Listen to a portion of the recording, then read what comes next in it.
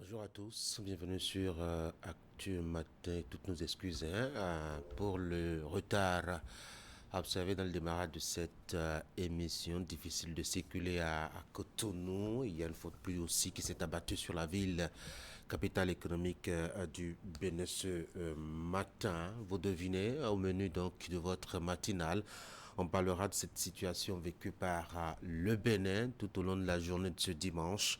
Des militaires qui ont fait irruption à la télévision nationale et ont annoncé la prise de pouvoir et la destitution de Patrice Talon. Il a fallu donc attendre des heures et notamment la soirée ce dimanche pour se rassurer. Patrice Talon est en pleine forme et toujours investi de pleins pouvoirs républicains.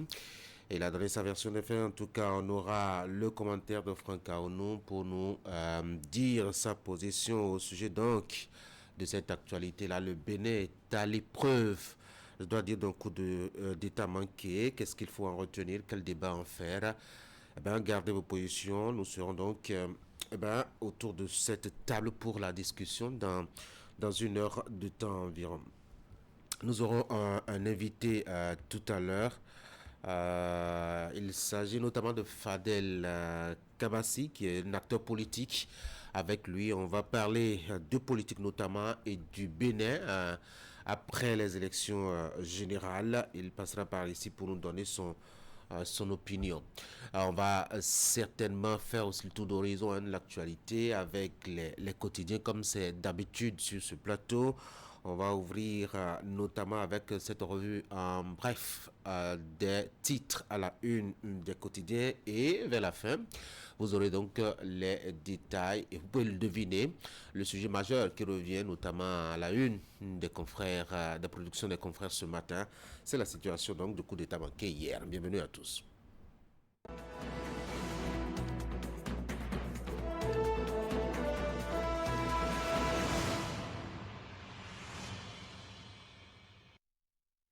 Nous allons donc ouvrir avec Fraternité ce matin qui nous propose justement sa manchette sur l'événement d'hier, tentative de coup d'État au Bénin. Patrice Talon rassure son peuple.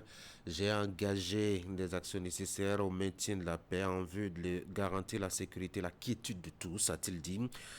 Fraternité vous propose aussi le film d'une journée qui a été éprouvante. À son avis, les partis UPR, BR, Mouel, Bénin et FCBE ont rassuré et ont appelé au calme. Le journal vous propose donc de faire un petit point. Cannes Maroc 2025, groupe A, les Lions de l'Atlas en conquérant. Le Mali et la Zambie vont jouer les troubles fêtes.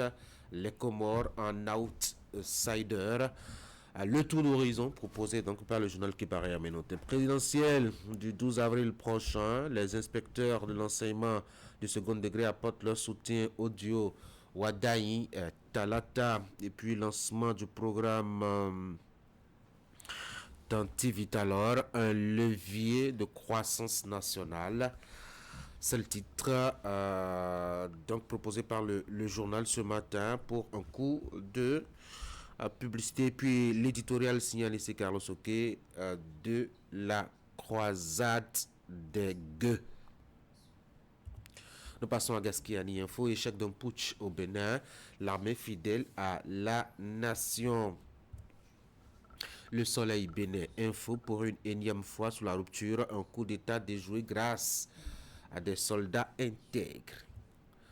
Voici décryptage info. Après la mutinerie avortée, Patrice Talon rassure et condamne l'œuvre des aventuriers. D'Abarou, coup d'état déjoué au Bénin. Le Bénin refuse de replonger dans le passé honteux. Cette forfaiture ne restera pas impunie, a promis l'homme qui est patron de la marina actuellement. Adjatia News, coup d'état déjoué au Bénin. Le message à la nation de Patrice Talon qui rassure matin libre. Bénin, une tentative de coup d'état déjoué. Patrice Talon, cette forfaiture ne restera pas impunie.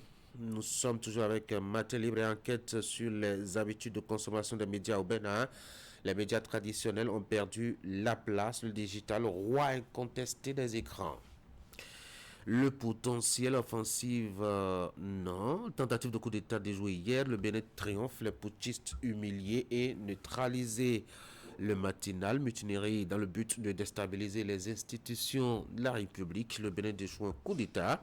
Patrice Talon rassure la nation dans une adresse solennelle. Ferme condamnation de la CEDEAO, de l'UPR, du BR, du MOAL Bénin et campagne. Le patriote, désignation des maires au terme des élections communales, ce que prévoit la loi. Et puis mondial 2026 pour changer un peu d'actualité. Les résultats du tirage au sort, le pronostic de Donald Trump. L'autre quotidien, tentative de coup d'État au Bénin, Talon s'adresse à la nation et rassure. Échec patent de la déstabilisation, plusieurs mutins arrêtés, des partis de la mouvance condamnent le coup de force. L'investigateur coup d'État déjoue au Bénin, Talon rassure son peuple. Condamnation du putsch par des organisations sous-régionales et internationales. La CEDEAO va déployer sa force en attente pour soutenir les forces de défense et de sécurité.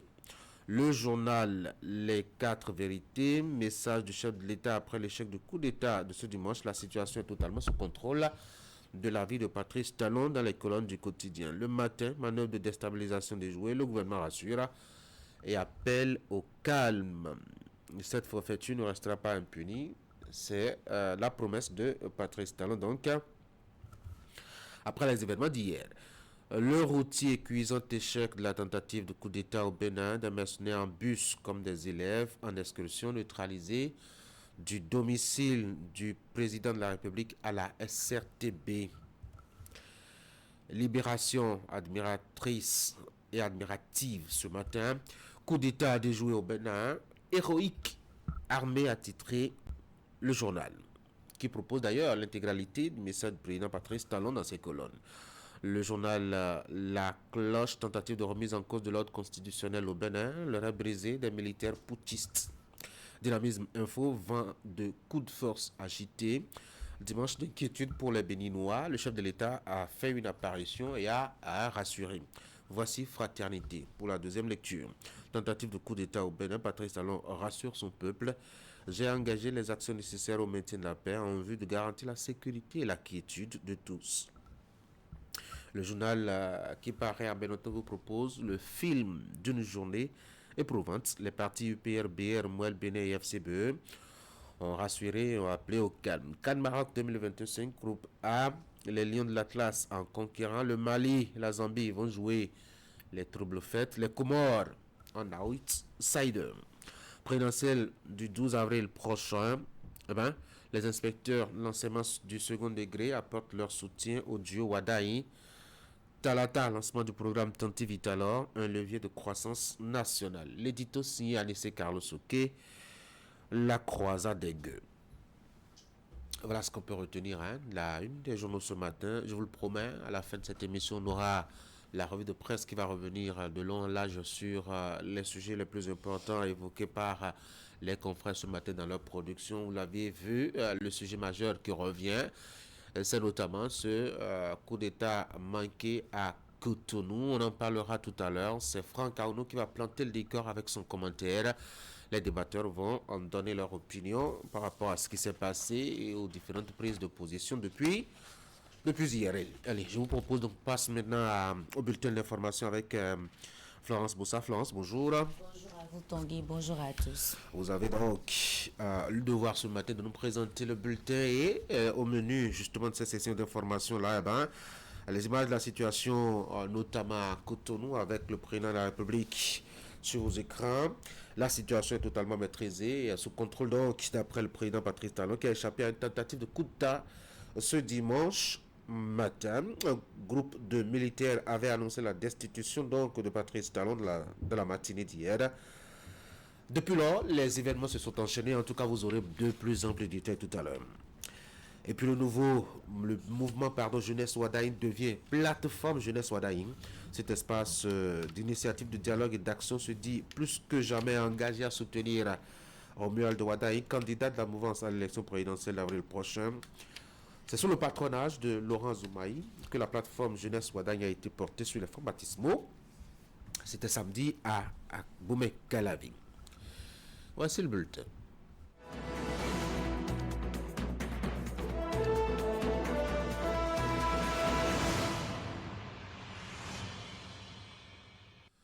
C'est l'actualité qui tient en haleine depuis hier à Cotonou.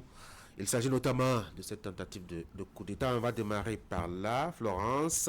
Le coup a été avorté ce dimanche. En effet, Tanguy, un groupe de militaires était apparu à la télévision nationale dans la matinée de ce dimanche 7 décembre 2025, annonçant la destitution du président de la République, la suspension de la Constitution et la fermeture des frontières quelques heures plus tard.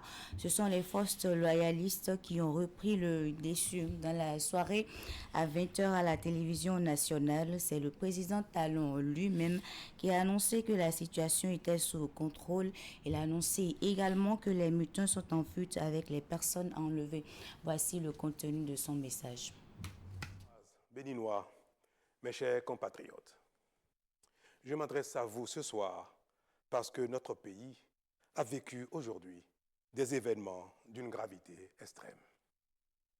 En effet, un groupuscule de soldats, sous prétexte de revendications fallacieuses, a entrepris une mutinerie à l'effet de s'attaquer aux institutions de la République et de déstabiliser notre nation en remettant ainsi en cause l'ordre démocratique.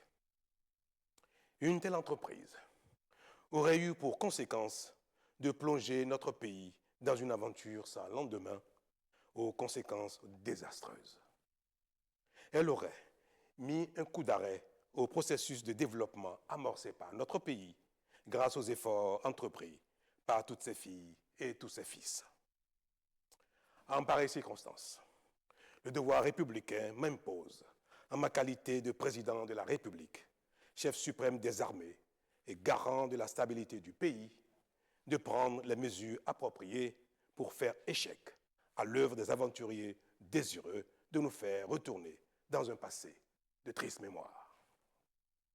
J'ai donc, en coordination avec le commandement des forces de défense et de sécurité, engagé les actions nécessaires au maintien de la paix en vue de garantir la sécurité et la quiétude de tous sur toute l'étendue du territoire national. Je voudrais ici saluer le sens du devoir de notre armée et de ses responsables qui sont restés républicains et loyaux à la patrie. Avec eux, nous avons fait front, repris les positions jusqu'à nettoyer les dernières poches de résistance des mutins. Cet engagement et cette mobilisation nous ont permis de faire échec à ces aventuriers et d'éviter le pire à notre pays. Cette forfaiture ne restera pas impunie. C'est le lieu pour moi de féliciter nos forces de défense et de sécurité dans leur ensemble pour leur sens du devoir. Je voudrais, par la même occasion, avoir une pensée pour les victimes de cette aventure insensée, de même que pour les personnes encore retenues par les mutins en fuite. Je leur donne l'assurance que nous ferons tout pour les retrouver sains et saufs. Mes chers compatriotes, je voudrais, par la même occasion, vous remercier particulièrement, vous, de l'intérieur comme de l'extérieur, pour votre soutien actif et vos nombreux messages d'encouragement durant cette journée. Ils nous ont rassurés et donné l'énergie nécessaire pour faire front au nom du Bénin, qui, nous pouvons le dire, a bien une âme. Enfin, je voudrais vous rassurer que la situation est totalement sous contrôle et vous inviter, par conséquent, à vaquer sereinement à vos occupations dès ce soir même. La sécurité et l'ordre public seront maintenus partout sur le territoire national pour garantir la liberté d'aller et de venir à toutes et à tous. Vive la République, vive le Bénin. Je vous remercie. Les citoyens béninois condamnent fermement cette tentative de coup d'État. Selon eux, nous sommes en démocratie et les choses doivent se régler démocratiquement. Je vous invite à suivre la réaction de quelques-uns rencontrés dans la ville de Cotonou au micro de Eric Guédéno et Florence Bossa. C'est avec stupéfaction que nous avons appris en fait la nouvelle ce matin et on était un peu Nous avons trouvé ça un peu déplorable que malheureusement ces personnes veuillent porter atteinte au Bénin, qui est quand même un pays en plein développement, en plein essor, comme nous pouvons tous le constater. Donc c'est dommage que ce genre de comportement qui n'a pas vraiment de justification arrive en cette période électorale. Mais nous remercions les forces de sécurité qui ont pu déjouer cette tentative et permettre à notre très cher pays, le Bénin, de continuer son développement et son essor. J'ai été réveillé comme si je sortais d'un mauvais rêve et j'ai reçu beaucoup d'appels, de messages de par le monde entier, d'amis, de proches, de sympathisants du Bénin qui s'étonnaient de ce qui se passe. Et je suis très heureux donc de constater que notre pays a atteint un niveau où ce n'est plus seulement les Béninois qui apprécient ce qui se passe, mais c'est le monde entier. Alors, constater qu'on essaye d'arrêter ça, je m'élève contre et j'invite toute la communauté internationale et les compatriotes, y compris ceux de la diaspora, à s'ériger contre cette forfaiture. La période des coups d'État au Bénin est révolue. Nous ne renouerons plus jamais avec ce passé honteux qui pille les ressources de notre nation et qui prend en otage les richesses et l'intelligence de ses concitoyens. Je dis haut et fort, plus jamais ça. Nous sommes dans une démocratie et les choses se régleront par la démocratie. Ceux qui s'étonnent du silence des Béninois, je leur dis qu'on n'a pas de leçon de bravoure à recevoir de qui que ce soit. Le peuple béninois est un peuple digne, qui sait comment s'exprimer dans les moments les plus graves. Dans d'autres pays, dès qu'on entend que les militaires ont pris le pouvoir, on voit des liesses populaires. Ce n'a pas été le cas aujourd'hui au Bénin et je m'en réjouis. Le peuple béninois est un peuple digne. Déjà, je condamne avec fermeté cette tentative de coup d'État qui a eu lieu et je trouve que c'est déplorable. C'est déplorable, ce n'était même pas envisageable pour un pays comme le nôtre qui est en plein essor. Je remercie sincèrement les forces de sécurité qui ont rapidement su faire ce qu'il faut pour neutraliser ces individus. Dans un autre registre à présent, le mouvement Jeunesse Ouadaï devient plateforme Jeunesse Ouadaï, espace d'initiative, de dialogue et d'action. Cette plateforme, regroupement national par excellence de la jeunesse de la mouvance présidentielle, se dit plus que jamais engagée à soutenir Romuald Ouadaï, candidat à la mouvance à l'élection présidentielle d'avril 2026. La plateforme Jeunesse Ouadaï a été portée sur les fonds baptismaux le week-end écoulé. Virgile Arodé. C'est une nouvelle page de l'histoire politique de la jeunesse béninoise qui s'ouvre. Issus de plus de 150 organisations, ces jeunes sont venus de tous les départements, lancés à Calavi et sous l'impulsion de Laurent Zomaï, la plateforme qui porte le nom de celui qui est, selon eux, la représentation vivante de ceux dont la jeunesse est capable lorsqu'elle refuse d'attendre sur le bas-côté de la voie pour ce qui est de son avenir. Aujourd'hui, la jeunesse béninoise a choisi d'agir. Et c'est ensemble que nous porterons cette dynamique jusqu'au 12 avril 2026. C'est donc plus que jamais l'heure de la jeunesse. Par milliers, ils ont jeté leur dévolu sur Romuald Ouadaï et n'entendent pas négocier leur soutien ni leur engagement à aller jusqu'au bout avec ce dernier. Avec Romuald Ouadaï, la jeunesse voit enfin un modèle, un homme qui a gravi les échelons par le mérite. Un technicien est devenu une référence continentale et mondiale.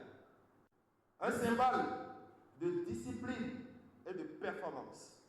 Loin d'être un choix de circonstance, le duo Ouadaï-Talata est, selon ces jeunes, celui d'une équipe capable de poursuivre et d'approfondir les transformations en cours au Bénin depuis l'avènement du régime Talon. La jeunesse aujourd'hui, c'est la spontanéité. Vous voyez comment la salle est pleine. Donc, on remercie beaucoup tous ceux qui ont fait le déplacement. Et nous remercions aussi le président Patrice Talon pour avoir accepté la jeunesse dans l'arène politique de notre pays. Et nous devons en être fiers que le président de la République et les différents partis politiques ont choisi, ont opté pour notre jeune, représente le jeune premier que j'appelle désormais Wadayi. L'initiative mérite d'être soutenue. C'est ça qui m'a poussé en tant que jeune dans la tête de venir les soutenir, encore que l'initiateur n'est rien d'autre qu'un jeune dynamique que je soutenais depuis des années. À partir de ce lancement officiel, la plateforme Jeunesse Wadayi quitte le stade de préparation pour amorcer la phase active. Laurent Zomaï dit les attendre dans les tout prochains jours sur le terrain, dans les communes, les arrondissements et les quartiers, pour porter le message d'un rassemblement massif en faveur de la victoire de Romuald Wadayi. Le centre Saint-Ambroise de Djougou a servi de cadre pour une séance de vulgarisation des recommandations du séminaire sur le rôle des confessions religieuses pour les élections apaisées de 2026. L'initiative est du cadre de concertation des confessions religieuses qui entend ainsi mettre à contribution les autres leaders religieux pour préserver la paix avant, pendant et après les élections générales de 2026. Abdou Sabi Idrissou.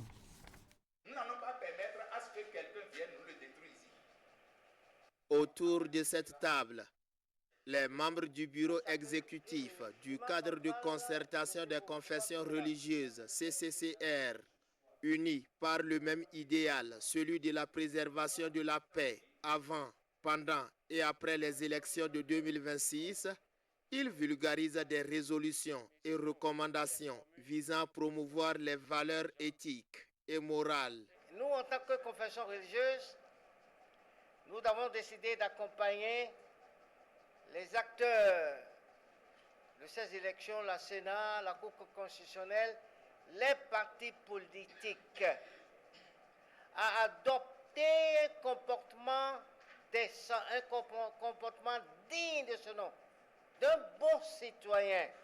Il n'est pas question pour nous religieux de nous mettre dans les rues pour marcher, d'organiser l'insurrection populaire.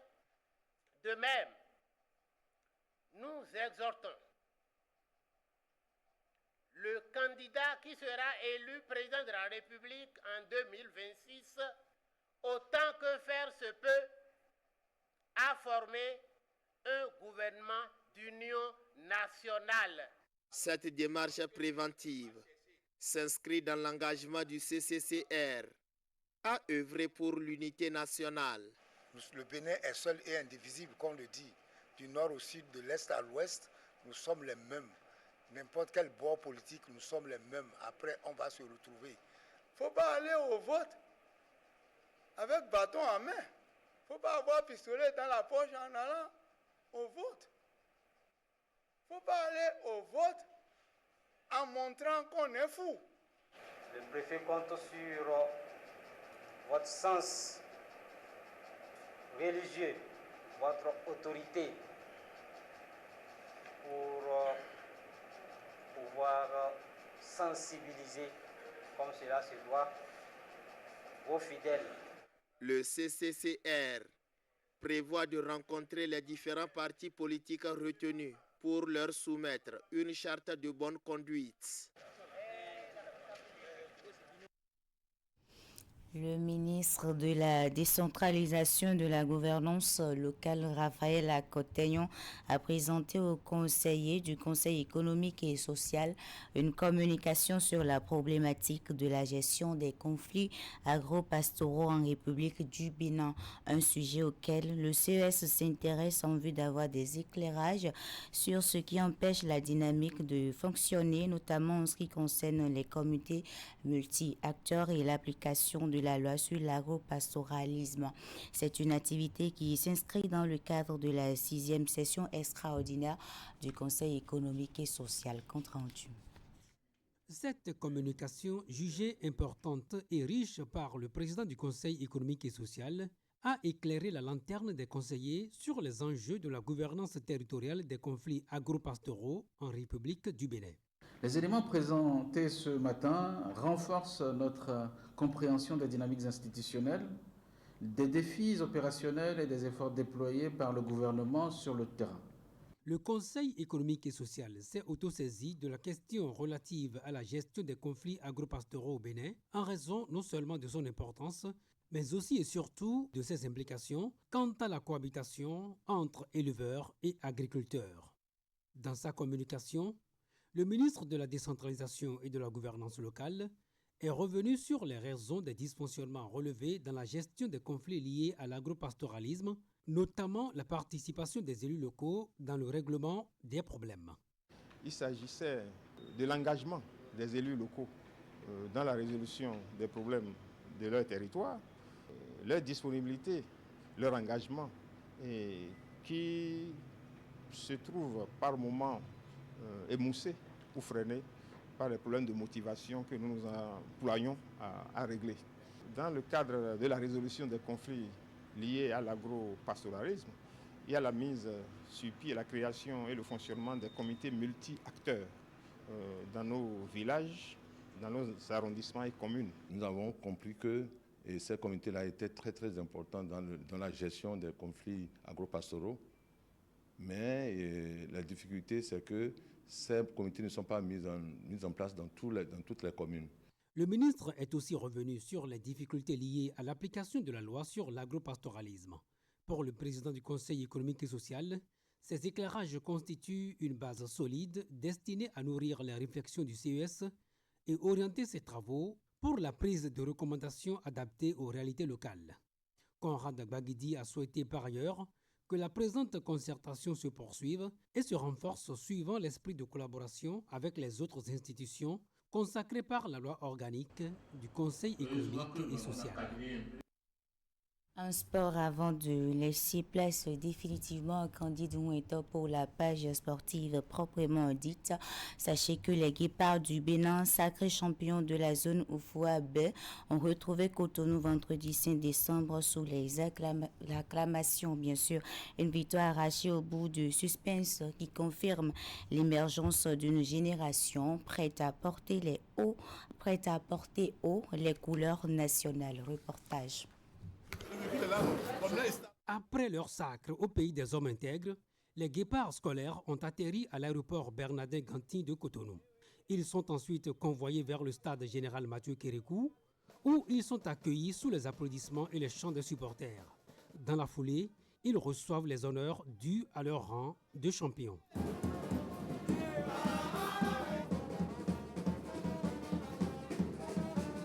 Je souhaite que vous retournez très bien dans vos familles, mais que vous puissiez travailler dur pour que, une fois à la CAN scolaire, vous puissiez démontrer que vous méritez bien la victoire que nous sommes en train de célébrer ici. Je tiens à ce niveau-là à dire merci à Monsieur le Président Patrice Talon qui a demandé à ce que nous organisions par le passé ou au cours de cette année la Ligue nationale qui prenait en compte ses enfants.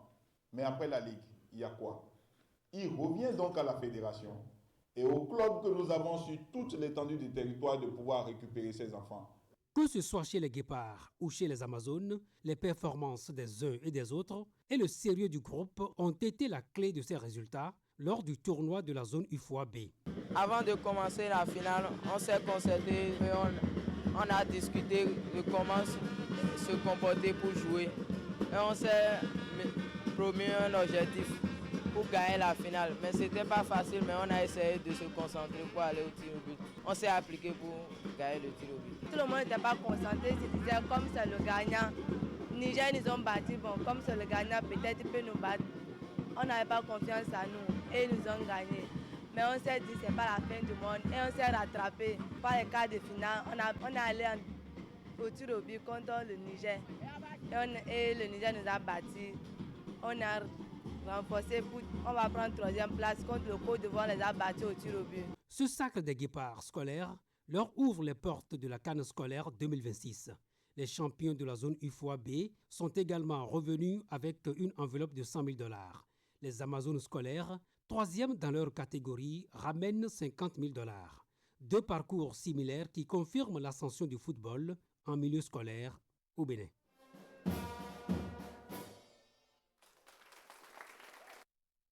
Tanguy, c'est la fin du bulletin d'information.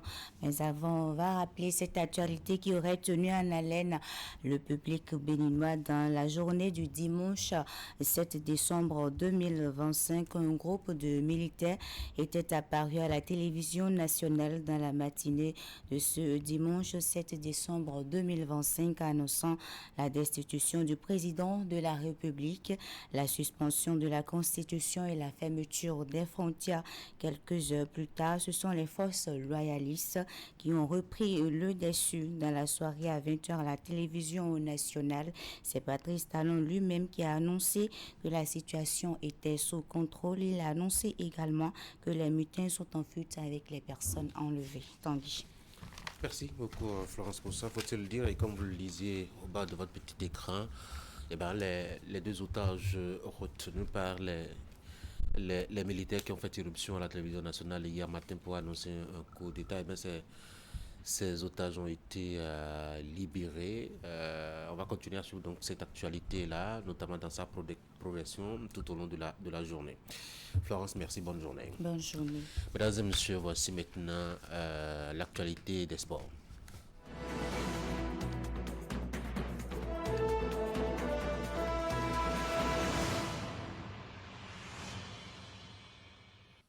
Attendez, bonjour. Allez, on va ouvrir la semaine sportive par le sport universitaire. La 12e édition des Jeux universitaires du Bénin après son envol, c'était hier. Et tout comme en 2022, c'est la ville de Savalou qui abrite cette année la grande fête nationale du sport universitaire, les Jeux universitaires édition 2025. Plus de 1000 athlètes étudiants de diverses universités du pays ont amorcé ce dimanche la course décisive vers les crânes nationaux de cette édition dans 5 disciplines sportives dont le football, le basketball, le handball, le volleyball et l'athlétisme. Pour la première journée de compétition, les athlètes vont compétir dans 4 des 5 disciplines inscrites au cœur de ces Jeux universitaires du Bénin. À Savalou, à l'exception de l'athlétisme, comme vous le voyez sur le tableau au football, pour le compte de la première journée de compétition, l'INJEPS de Porto Novo a sèchement battu 7-0 l'équipe de l'UNSTP, FLAC de l'université d'Abomey-Calavi. Cette inclination score d'un but contre 0 devant l'équipe de Flash de l'université de Parakou. Ça, c'est chez les filles. Chez les hommes, l'équipe de la FACH de l'université d'Abomey-Calavi a battu par 1-0 l'équipe de l'INJEPS de Porto Novo. Même score pour la victoire de Flash de l'université de Parakou devant l'équipe de l'UMA. Bien entendu, on va changer de discipline et parler basketball maintenant, toujours avec cette actualité des Jeux universitaires du Bénin pour le compte de la première journée de compétition. Une seule affiche s'est déroulée chez les dames. HECM Parakou s'est imposé 39-22 à l'équipe de Flash de l'université de Parakou. Au niveau des hommes, on a assisté à 2 rencontres ce dimanche pour le compte de la première journée de compétition. L'équipe de l'USST s'est imposée 87-33 à l'équipe de l'IUMA. Flash de l'université de Parakou a battu 58-35 l'équipe du centre universitaire d'Adjara. Handball maintenant pour le compte de la première journée de compétition. 2 rencontres aussi bien chez les hommes que chez les dames. On commence par les dames. ESAE de Parakou s'est imposé 28-22 à l'équipe de l'ESKE. 1-7 s'est incliné 1 contre 34 devant l'équipe de l'INJEPS de Porto Novo. Chez les messieurs, 42-19 pour la victoire de ESAE de Cotonou devant l'équipe de l'USST. SKE a battu 32-20 l'équipe de l'INJEPS de Porto Novo. Et volleyball pour finir avec l'actualité de la première journée des Jeux universitaires du Bénin. Chez les dames, 3-7-0 pour la victoire de Flash de l'université de Parakou pour la première journée de compétition au volleyball devant l'équipe de FLAC de l'université d'Abomey-Calavi. Et puis chez les hommes, 2 rencontres déroulées. l'INJEPS de Porto Novo a battu par 3-7-1 l'équipe de Flash de l'université de Parakou. IUMA s'est imposé 3-7-0 à l'équipe de l'USST de Lokossa. On va parler de la Ligue béninoise. Et bien justement, la 11e journée de la Ligue 1 béninoise s'est déroulée ce week-end. Avec un total de 9 rencontres déroulées dans le cadre de cette 11e journée de la Ligue 1 béninoise saison 2025 et 2026. Victoire 3-1 pour l'équipe de l'Assaut devant son homologue de Dadje Football Club. Mais avant, il y a eu 5 nuls, un but partout entre l'équipe de Coton Football Club et celle de Espoir FC de Savalou, et puis 2 scores vierges entre Damissa Football Club et l'équipe de Dragon FC. Victoire 1-0 pour Dynamo FC d'Abomey devant l'équipe de l'US Cavalier. 2-1 pour la victoire de l'UFC de Commun devant son homologue de Banigancé. L'AS Sobemap a partagé les points au bout d'un score nul et vierge avec l'équipe de l'USS Kraki. Victoire en déplacement à Grand Popo pour l'équipe d'Aïma Football Club devant son homologue de Loto Popo. Victoire 2-1 pour l'équipe de l'AS Cotonou devant Aspac, tout comme pour l'équipe des Buffs du Borgou devant l'équipe de la jeunesse sportive de Pobé. Après ces différentes confrontations, le classement lui reste dominé par l'AS Sobemap avec un total de 24 points au compteur, un goal différentiel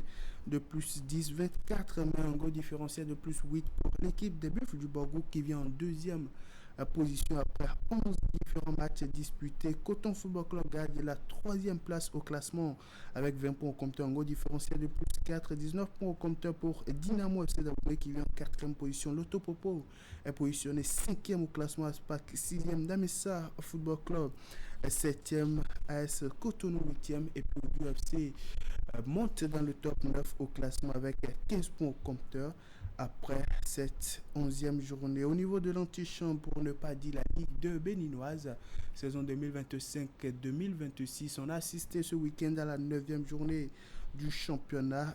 Score nul, 2 buts partout entre Adidja Football Club et Diefa FC, 2 buts partout entre Avant Communist Sport et Dynamique FC de Djougou. La jeunesse athlétique de Ketou, lors de son déplacement sur le terrain de Bois FC, est 7 incliné, 1 but contre 3. L'AS Police en déplacement à Parakou s'est imposé 2-1 à l'équipe de Real Sport. Score nul, 2 buts partout entre Aucun Football Club et Panthère FC. Victoire en déplacement pour Beke à Parakou devant l'équipe de Dynamo et de Parakou.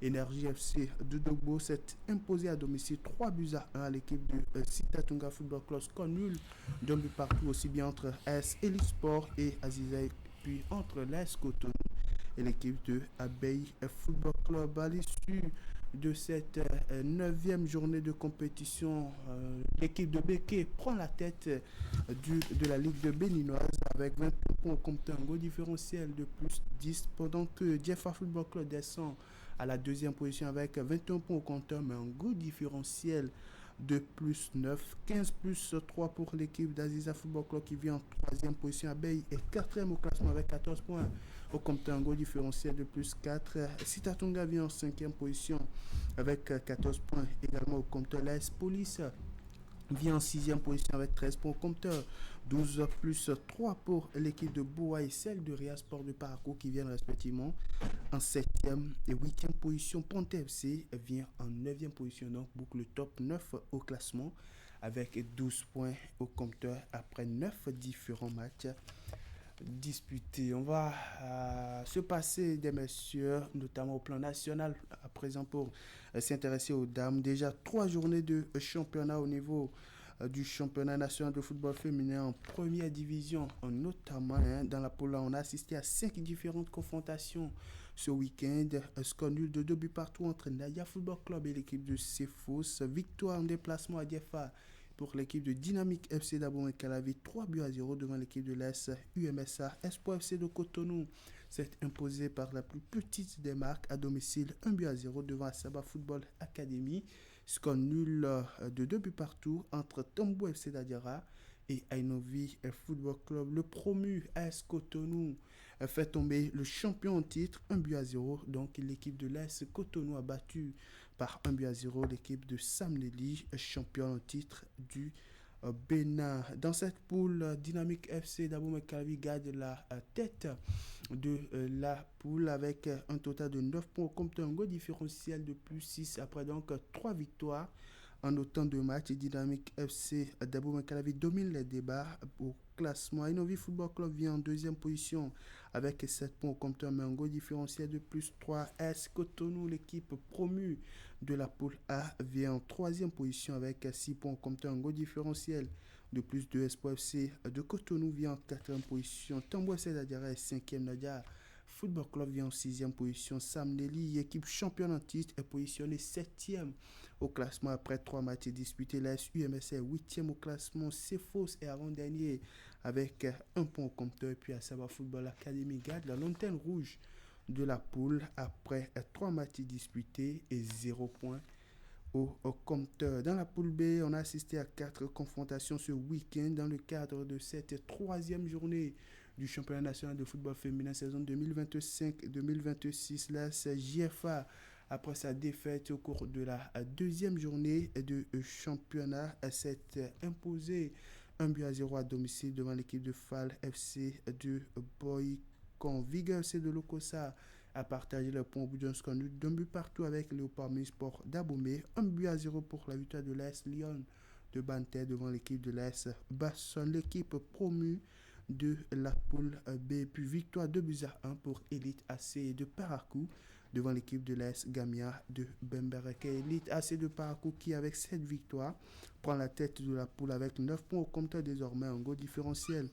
de plus 5 et 6 plus 6 au compteur pour l'équipe de l'AS JFA qui vient donc en 2e position. L'AS Basson est 3e au classement avec 6 points au compteur, un goal différentiel de plus 4. L'AS Gamia de Bemereke est 4e au classement. L'AS Lyon de Bantais vient en 5e position avec 3 points au compteur. Léopard Sport d'Abomey 6e, Vigueur 7e.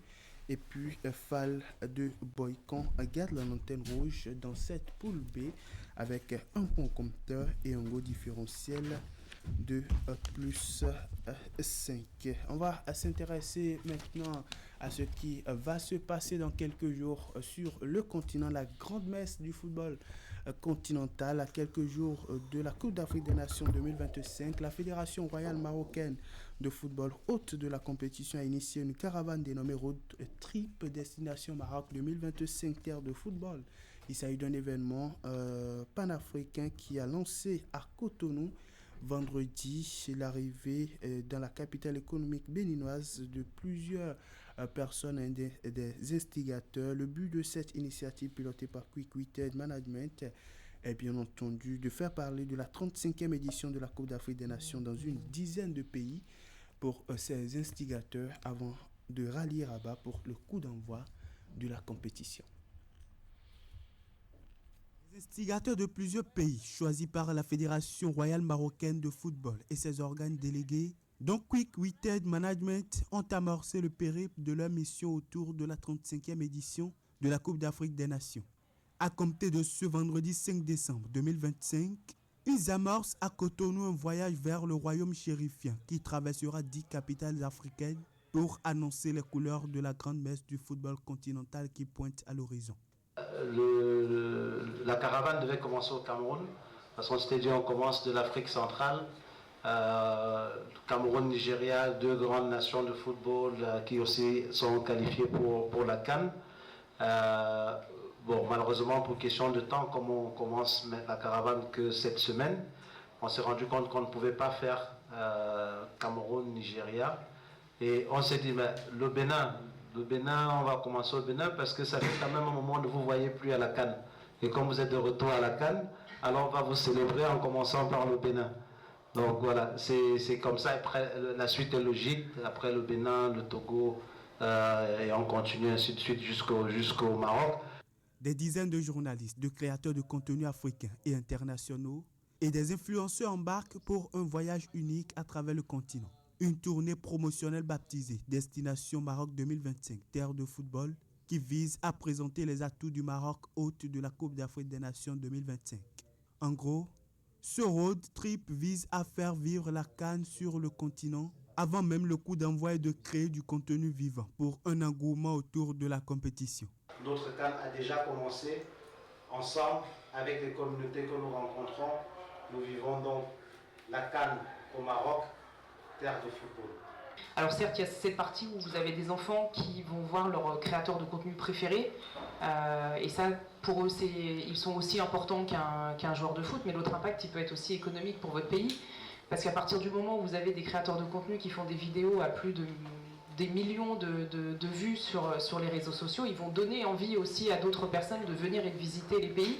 Donc ça, c'est quelque chose aussi qui, je pense, n'est pas à négliger. Et puis après, c'est surtout le côté fraternité. Le sport, c'est un langage corporel universel. Et le foot encore plus, parce qu'on dit souvent que le foot est l'opium du peuple. Il ne s'agit pas seulement de présenter des infrastructures de classe mondiale, mais de créer une expérience immersive partagée et d'ancrer l'esprit de la Coupe d'Afrique des Nations bien au-delà des frontières marocaines.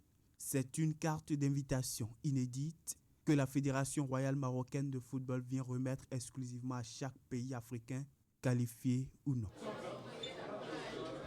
Et si on s'intéressait à une fête encore plus grande que la fête du football continental, il s'agit de la fête du football mondial. La FIFA a procédé en fin de semaine écoulée au tirage au sort de la Coupe du Monde 2026. Les différentes équipes qualifiées sont donc désormais fixées pour la phase des groupes. Dans le groupe A, on retrouve l'équipe du Mexique en compagnie de l'un des représentants du continent africain, l'Afrique du Sud, tout comme la Corée, la République de Corée et un autre pays qui viendra s'ajouter et qui va sortir des playoffs de la FIFA. Dans le groupe B, on retrouve le Canada, un autre pays qui viendra s'ajouter à l'issue des playoffs, tout comme le Qatar et puis la Suisse. Dans le groupe C, on retrouve le Brésil, le Maroc, hôte de la 35e édition de la Coupe d'Afrique des Nations qui s'ouvre du 21 décembre au 18 janvier 2026, le Haïti et puis bien entendu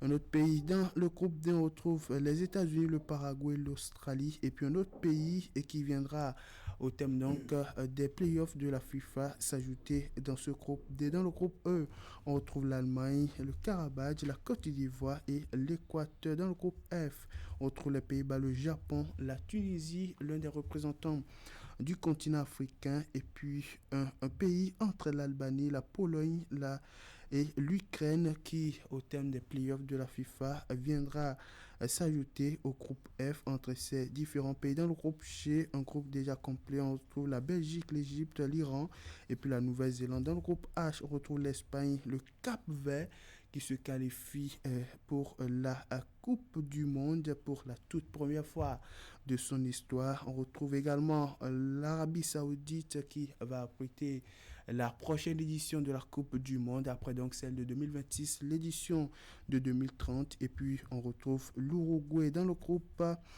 I, on retrouve la France, le Sénégal et l'équipe de Norwich, et bien entendu une équipe qui viendra s'ajouter à l'issue donc des playoffs de la FIFA. Dans le groupe J, on retrouve l'Argentine, pays qui détient la couronne après donc son sac en 2022, et la bande à Lionel Scaloni qui avait remporté l'édition de 2022 qui sera également au rendez-vous cette fois-ci, mais cette fois-ci dans le groupe J en compagnie de l'Algérie, l'un des représentants de l'Afrique, l'Australie et puis la Jordanie. Dans le groupe K, on retrouve le Portugal, l'Ouzbékistan et puis la Colombie, sans oublier un pays entre la Jamaïque et la Nouvelle-Calédonie qui viendra s'ajouter au groupe K. Dans le groupe L, on finit avec cette poule qui est composée de l'Angleterre, de la Croatie, du Ghana et puis l'équipe du Panama. Tanguy. Donc, un peu pour ce qui est de la Coupe du Monde qui s'annonce en tout cas pour 2026. Malheureusement, le Bénin n'y sera pas. Le Bénin n'y sera pas. Le Bénin qui a raté sa qualification après cette lourde défaite à Uyo au Nigeria face au Super Eagles. Oui. Justement. Et puis, on a quand même, quand on jette un coup d'œil à la configuration des groupes, on a quand même des perspectives de match qui sont très alléchantes et des schémas qu'on a déjà vus par le passé. Je me rappelle un certain France-Sénégal de 2000. Qui vont se retrouver des retrouvailles. Ça va être des retrouvailles et j'espère que ça va en tout cas permettre à ce que les Lions, la Teranga reprennent encore ou confirment à nouveau, je dois dire, cette victoire historique qu'ils ont su avoir sur l'équipe tenante du titre alors. Et ça sera du grand monde pour les Bleus de la France parce que cette fois, on va dire que l'équipe de l'Union de la Teranga du Sénégal est pratiquement la meilleure équipe actuellement sur le continent, des joueurs qui évoluent dans les championnats les plus huppés du continent européen. Ils ont de très hauts professionnels. Voilà, de très hauts professionnels actuellement dans l'effectif.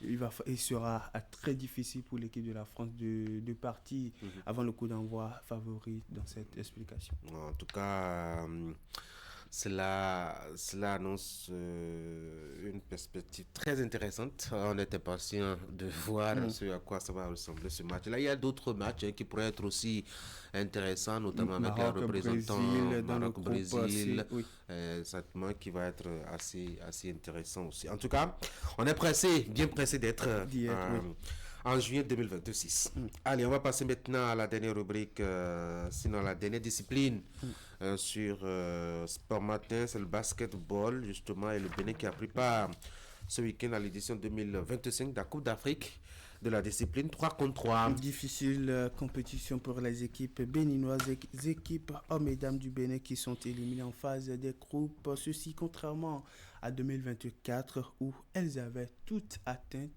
l'étape des demi-finales. Chez les hommes, le quatuor béninois Emmanuel Meyanglo, Gédéon Dongbo, Del Piero Ngbo, Fadilou Alassane a enregistré, il faut le dire, une défaite pour sa dernière sortie face à la Zambie 16-21. Mais bien avant, les représentants béninois s'étaient déjà inclinés devant l'équipe du Kenya à leur entrée en compétition. Du côté des dames, les Amazones Fauziat Tiamiou, Nassarat Aruna Mama, Nadiatou Kassim et Precious Tukwa ont perdu 15-19 face au Rwanda, victoire 21-12 face au Botswana, défaite 16-21 face au Kenya et puis 11-13 face à l'équipe du Comore. Une seule victoire pour les Amazones, 21-12 face au Botswana, qui a été insuffisante pour leur donner carte d'accès au second tour de la compétition. Et donc, Egepa et Amazon sont éliminés en phase des groupes. En tout cas, une nouvelle étape d'apprentissage pour les athlètes béninois qui sont allés pour apprendre aux côtés des meilleurs athlètes du continent durant cette fin de semaine écoulée. Allez, Tanguy, si on s'arrête ici ce matin. Merci beaucoup à vous, candidats, pour donc la présentation de l'actualité sportive sur Actu Matin. Je devine que ce soir à 21h, on aura le grand format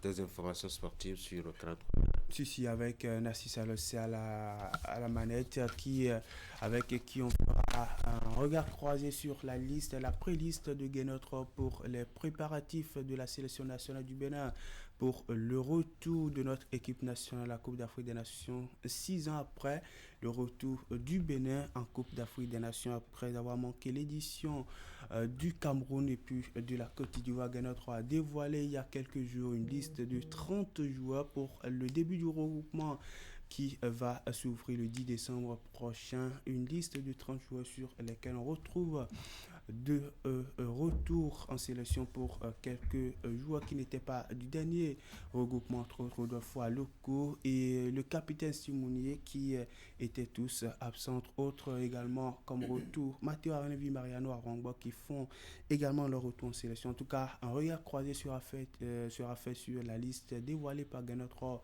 il y a quelques jours et une projection sera faite sur les préparatifs des Guépards du Bénin pour la prochaine édition de la Coupe d'Afrique des Nations, la 35e, il faut le dire, qui va se dérouler du 21 décembre 2025 au 18 janvier 2026. D'autres disciplines seront également au rendez-vous avec un gros plan qui sera fait sur la 12e édition des Jeux universitaires du Bénin qui s'est ouverte hier à Savalou sur les différentes installations du stade Omnisport de la ville. Au-delà de ça, de la pétanque sera aussi au rendez-vous avec le championnat national édition 2025 des triplettes hommes qui a connu son épilogue hier avec l'équipe des Buffles du Borgo qui conserve le Graal. En tout cas, un menu riche qui attend nos téléspectateurs ce soir à partir de 21h.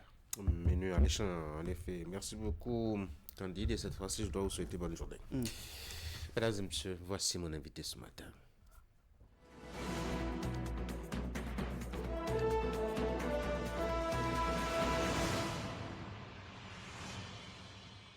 Mon invité ce matin, c'est Fadel Kabassi, c'est un jeune acteur politique. Monsieur Kabassi, bonjour. Bonjour, monsieur Tanguy. Coordonnateur national du mouvement Label Wadaï, c'est bien cela? C'est bien ça. Merci d'être venu sur mon plateau. Merci. C'est quoi Label Wadaï? Alors, Label Wadaï, c'est un mouvement qui s'est lancé il y a quelques jours à Tchaourou. Il y a eu le lancement à Tchaourou. Et donc, pour la petite histoire, Label signifie leadership, audace, bravoure, expérience et loyauté. Quoi, les jeunes veulent faire de la politique maintenant? Non, ce n'est pas que de la politique, mais il faut qu'on s'engage politiquement. Tout le monde ne peut pas être acteur politique, mais tout le monde devrait s'impliquer, comprendre ce qui se passe et apporter sa contribution à ce qui se passe. Et aujourd'hui, pour nous, ces 5 qualités-là sont les 5 que nous avons identifiées autour de Romuald Wadaï, et nous pensons que nous devons contribuer à son élection. Vous êtes allé faire l'installation, sinon la sortie officielle à Tchaourou. Exactement. On sait que dans la configuration géopolitique nationale, Tchaourou, c'est pas rien de la provocation politique. Non, mais pourquoi pas Tchaourou? Tchaourou, c'est une localité du Bénin. Et vous aurez remarqué que la plupart du temps, les activités se font généralement dans les villes traditionnelles que sont Cotonou, Porto Novo, etc. Alors nous, au niveau du comité, on s'est dit, on doit faire une telle initiative hors de ces localités traditionnelles-là, mais également faire ça au milieu du Bénin. Vous remarquerez que Tchaourou est exactement pile au milieu du Bénin, et ça a été ce qui nous a motivés. Et donc, nous avons voulu le faire. C'est également une ville symbolique par tout ce qui s'est passé. On s'est dit que c'est important de montrer que ça peut se faire. Que le Bénin... Absolument. Avant d'évoquer ce qui vous emmène, vous avez certainement suivi l'actualité d'hier à ce matin. Vous, en tant que jeune, qu'est-ce que ça vous inspire? Déjà, j'étais totalement stupéfait et dans l'incompréhension totale, parce que je pense que comme beaucoup de citoyens, j'étais à 1000 lieues de penser qu'une telle chose pouvait arriver. Alors heureusement, pour moi, le temps de revenir de ma torpeur... Pourquoi vous êtes surpris dans un contexte régional où on sait que non, c'est devenu le Bénin est comme facilité? Non, le Bénin est particulier. Et je pense que depuis notre historique conférence, nous avons démontré justement au monde que après avoir été les spécialistes en coup d'État, nous pouvons passer à autre chose, devenir des spécialistes en stabilité, en paix, en démocratie. Alors, je suis de la génération des enfants du PAPB, on va dire. Je suis des années 80. Et nous avons vécu justement l'année blanche, nous autres, à cause de cette conférence-là. Et donc, pour nous, il y a eu tellement de sacrifices qui ont été faits que il est inimaginable pour nous, il est impensable qu'on retourne dans ces travers-là. Donc, cette stupéfaction était vraiment... ça m'a pris du temps, j'étais un peu figé, mais Dieu merci, le temps de sortir de ma torpeur, on a eu de bonnes nouvelles, on a eu le ministre qui est venu nous rassurer, et on a eu, Dieu merci, le chef de l'État également qui est venu nous rassurer. Et c'est le moment pour moi, au nom de Label Wadaï, de notre mouvement, au nom de tout notre comité, de féliciter et remercier vraiment très sincèrement nos forces de défense et de sécurité qui se sont tenus à leur engagement de la conférence de 90. Vous avez vu que tout de suite, la réaction a été immédiate, et ça, c'est le respect de leur parole, c'est le respect de leur engagement qui a conduit à ça. Voilà. Parfois, les acteurs politiques aussi, vous les amenez parfois à réagir. Bon, est-ce que ce sont les acteurs politiques qui les amènent à réagir? Bon, on va dire que, vous savez, lorsque vous êtes dans une situation, vous n'êtes pas obligé, vous avez le choix du type de réaction que vous devez avoir. Et ce choix-là, vous devez comprendre tout ce que ça implique, tout ce que ça engage, avant de vous engager sur ce chemin. Vous voyez, et un coup d'État n'est pas la meilleure. Vous avez entendu le chef de l'État. Ça aurait eu des implications dramatiques pour nous. Vous voyez, depuis quelques années, vous avez vu tous ces bons qualitatifs que nous avons eu à faire. Vous imaginez nous approchons des Voodoo Days. Imaginez un peu. Ça aura un impact, hein, même si nous avons réussi à en sortir. Le simple fait qu'il y ait eu ça, il y a des personnes qui changeraient leur programme. Et ça, c'est dommage pour nous, pour l'image du pays. Voilà. Un mot pour les jeunes, peut-être? Oui. Sur le sujet. Sur le sujet, c'est d'appeler toute la jeunesse à de la sérénité. La sérénité, à maintenir leur confiance en nos forces de défense et de sécurité, et comprendre que la paix, c'est un ensemble. On peut pas penser à se développer, on ne peut pas penser à contribuer au développement sans l'ingrédient de base qui est la paix. Et la paix qui nous permettra la stabilité. Donc, il s'agit vraiment d'un engagement de tous les jours, d'un investissement de tous les jours, et nous devons contribuer à cela. Alors, parlons de ce qui vous emmène, même si on a commencé à en dire deux mots. J'avais commencé déjà à l'évoquer. Pourquoi les jeunes doivent-ils être forcément très concentrés sur la question politique Non. Il faut qu'on nuance. Concentrer sur la question politique, pas pour en faire un métier, parce que la politique n'est pas un métier. Ah bon? Certains en vivent, ils en font une carrière, et puis bon, il y en a même qui sont formés pour ça. Je ne parlerai pas pour les autres. C'est pourquoi nous avons pensé à label leadership, audace, bravoure, expérience et loyauté. Ce n'est pas que dans un contexte politique, même dans votre métier de tous les jours. Vous êtes obligé de faire preuve de leadership, vous êtes obligé de faire preuve d'audace, vous êtes obligé de braver les différents défis qui se présentent à vous. Votre expérience fait que vous êtes écouté.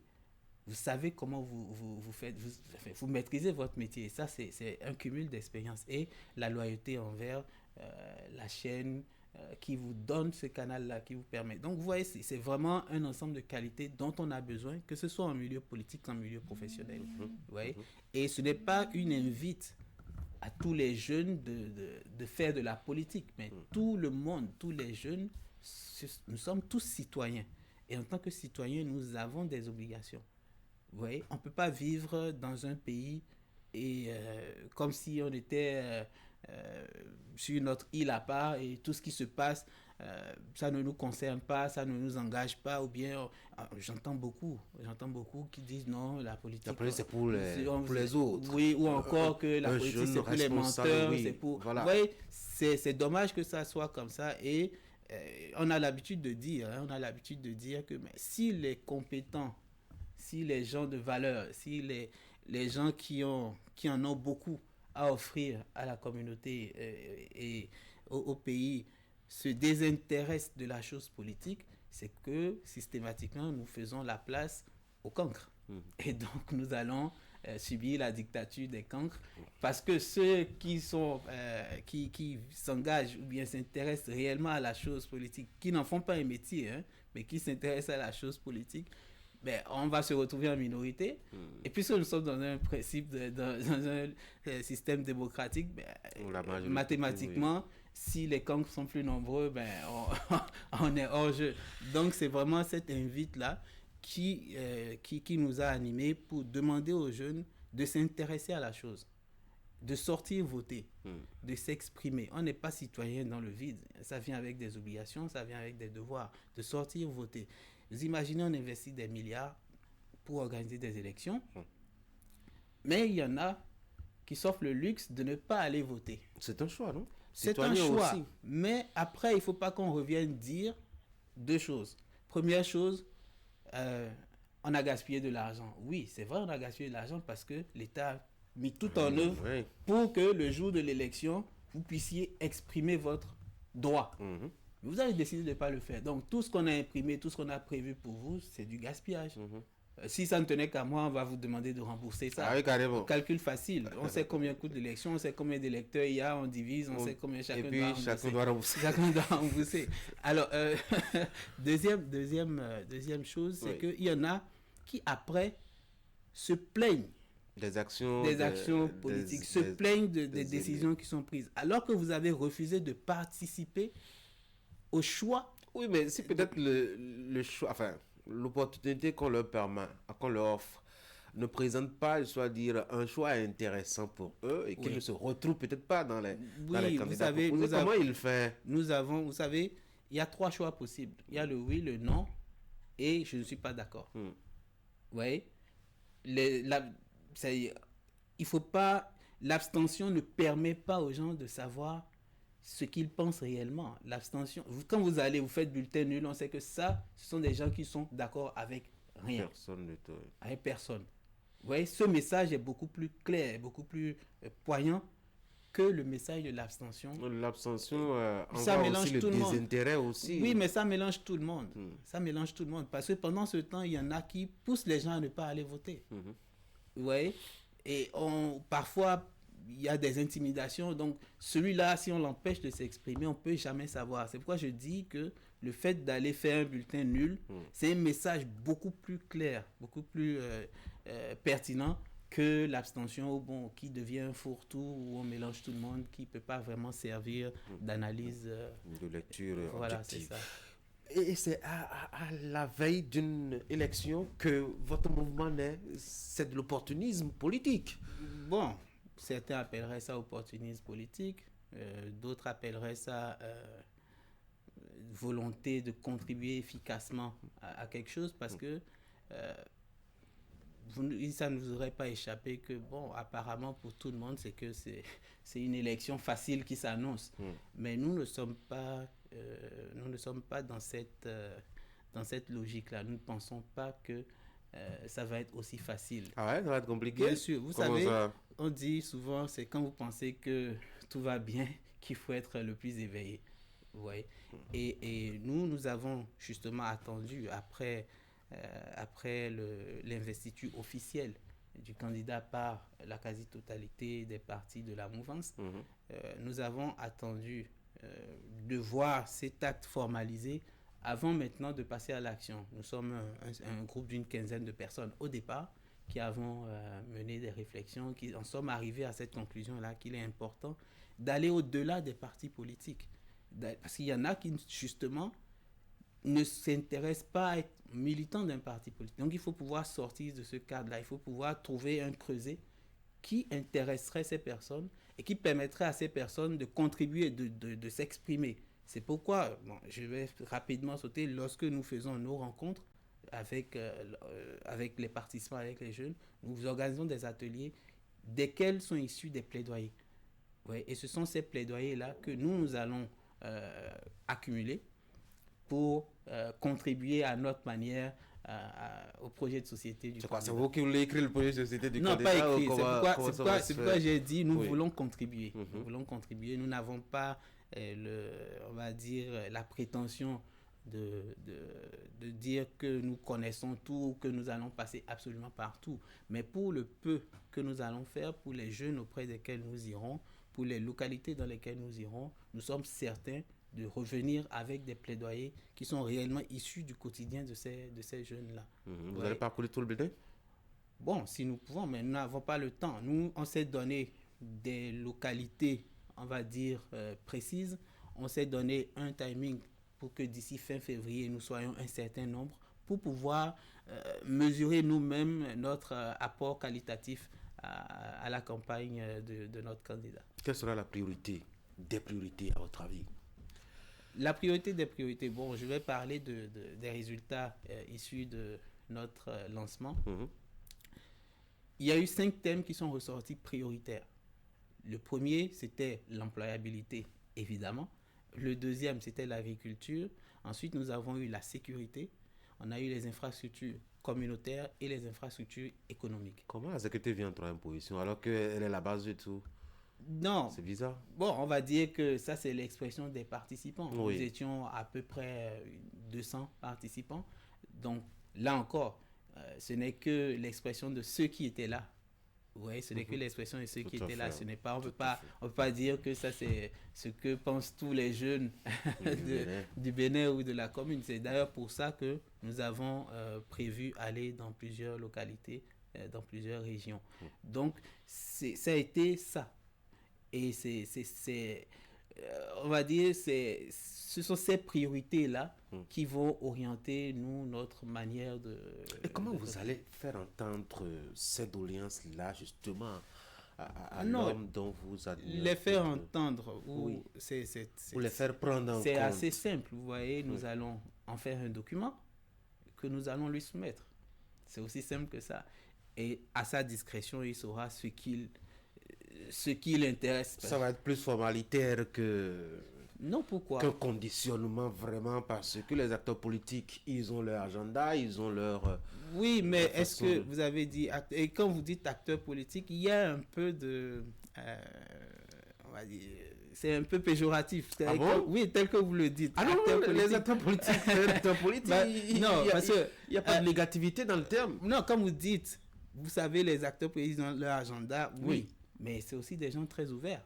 Vous voyez? Si il lit, qu'il voit qu'il y a des choses qui s'intègrent dans sa planification, il n'y a aucune raison qu'il ne prenne pas ça en compte. Vous voyez? Il y a également des choses qui lui auraient peut-être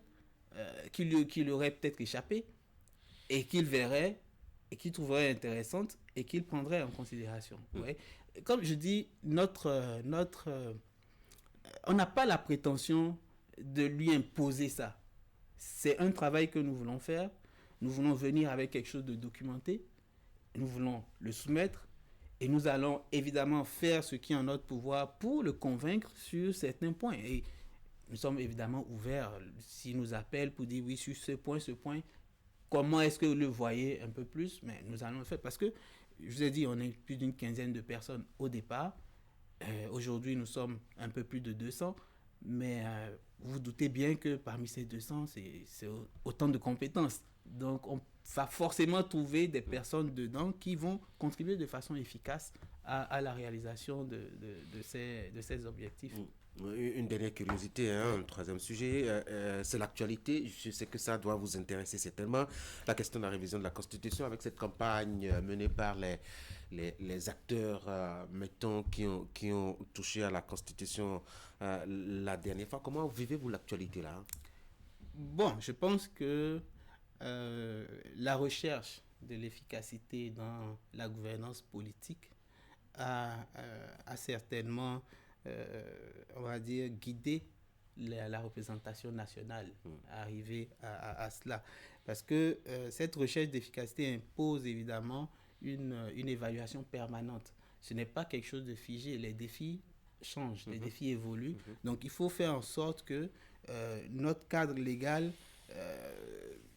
soit régulièrement corrigé, ajusté, pour qu'on puisse... On fallait réajuster tout le temps. En 2019, on l'avait fait. Oui, mais vous savez, en France, par exemple, c'est quasiment monnaie courante.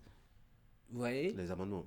Les amendements, c'est quasiment monnaie courante. C'est chez nous que nous avons établi ça en super fétiche, qu'il ne faut pas aller... mais je me dis, derrière ça, en fait, pourquoi est-ce que les gens ont la crainte? C'est la crainte on va dire, des troisièmes mandats ou de... Voilà. Mais nous avons eu assez de garanties, assez de... comment dire? On a eu assez de garanties de la part du chef de l'État, de la part... et même dans ces actes qui nous rassurent qu'il n'est pas dans une logique de faire un troisième mandat. Mais il n'y a pas que ça, hein, quand les gens s'inquiètent d'éloquer un projet de révision constitutionnelle, peut-être troisième mandat et tout, mais il y a aussi que c'est un échafaudage qui tient... Caïn depuis 1990 et qu'on craint que ça ne s'effondre parce qu'on a arraché peut-être une pièce maladroitement. Ça peut être intentionnellement comme ça peut ne pas l'être, mais ça pourrait compromettre justement l'équilibre institutionnel qu'on a jusque-là. Je suis d'accord, c'est une manière de voir les choses, mais je voudrais attirer votre attention sur quelque chose. Imaginons le médecin en 1990. Le médecin le plus compétent en 1990. Face à une maladie, la manière dont il va procéder à ce moment-là ne tiendra pas compte, par exemple, aujourd'hui de l'intelligence artificielle, n'est-ce pas? Alors, comment est-ce que on peut dire que, parce qu'aujourd'hui, nous voulons intégrer l'intelligence artificielle à la médecine, c'est pas évident que, c'est-à-dire ça va bousculer les fondamentaux de la médecine, ça va empêcher le médecin de venir faire les palpations pour être sûr que... Vous comprenez ce que je dis? C'est-à-dire, il faut qu'on sorte de... Comment dire?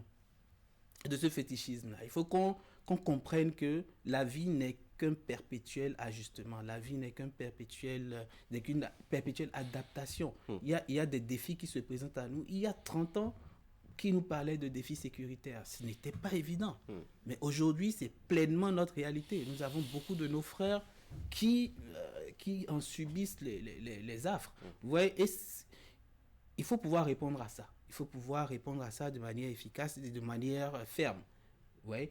Et donc, il ne faut pas voir les révisions de constitution, en tout cas dans notre contexte à nous, il ne faut pas voir les révisions de constitution comme des éléments qui viennent bousculer. Bon, de toute façon, quand on parle de changement, bon, tout le monde il y a une petite crainte parce qu'on pense qu'on va perdre un certain confort et les gens ont peur du changement. Donc, et c'est là justement qu'intervient cette sensibilisation-là que nous devons faire, expliquer aux gens les différents changements, leur montrer que c'était nécessaire parce que ça vient impacter leur quotidien, que c'est nécessaire qu'ils comprennent que ces changements-là devaient se faire, sans quoi on serait en retard. Les autres pays évoluent. Nous sommes dans un monde globalisé aujourd'hui. Qu'est-ce qu'il faut faire?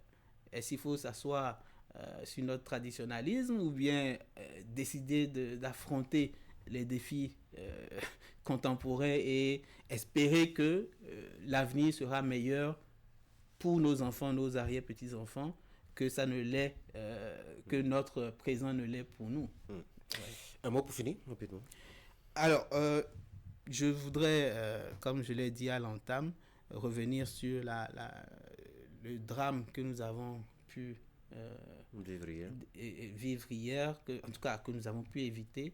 Et je voudrais, au nom de toute notre équipe de Label Bénin, une fois de plus, féliciter nos forces de défense et de l'ordre, apporter notre soutien indéfectible au chef de l'État, parce que ce n'est pas la première fois, et je pense que ce n'est pas pour rien qu'il est notre chef d'État, hein. Il faut être mentalement très fort pour pouvoir faire face à tous ces différents actes-là depuis quelques années, et nous avons franchement, c'est un honneur pour nous de l'avoir, et il peut compter à la hauteur de ce que nous pouvons apporter, il peut compter sur notre soutien indéfectible et nous l'encourageons.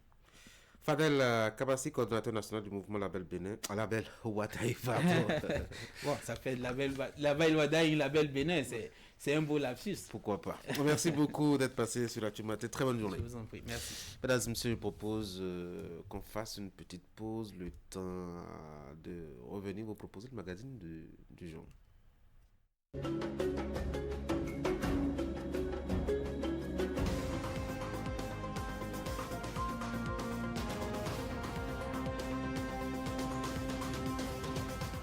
Bienvenue à votre émission, ce qu'il fallait démontrer. Journaliste Carlos Soké, bonsoir. Bonsoir Tanguy.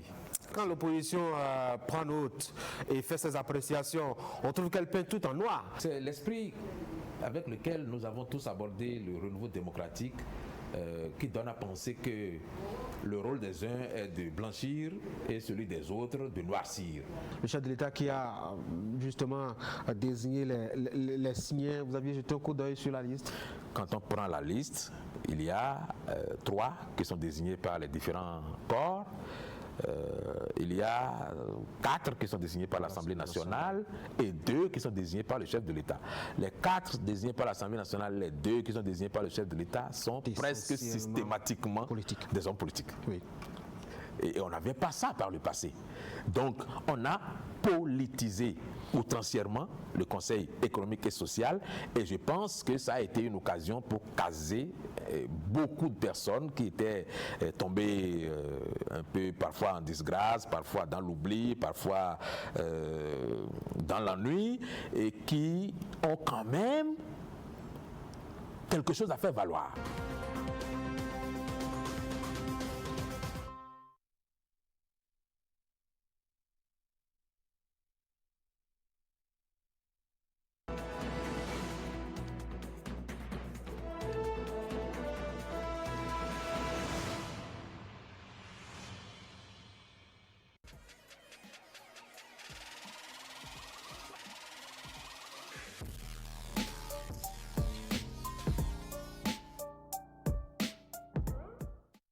point de l'actualité hebdomadaire sur la 3, c'est dans une semaine au Bénin. Mesdames et messieurs, bonjour.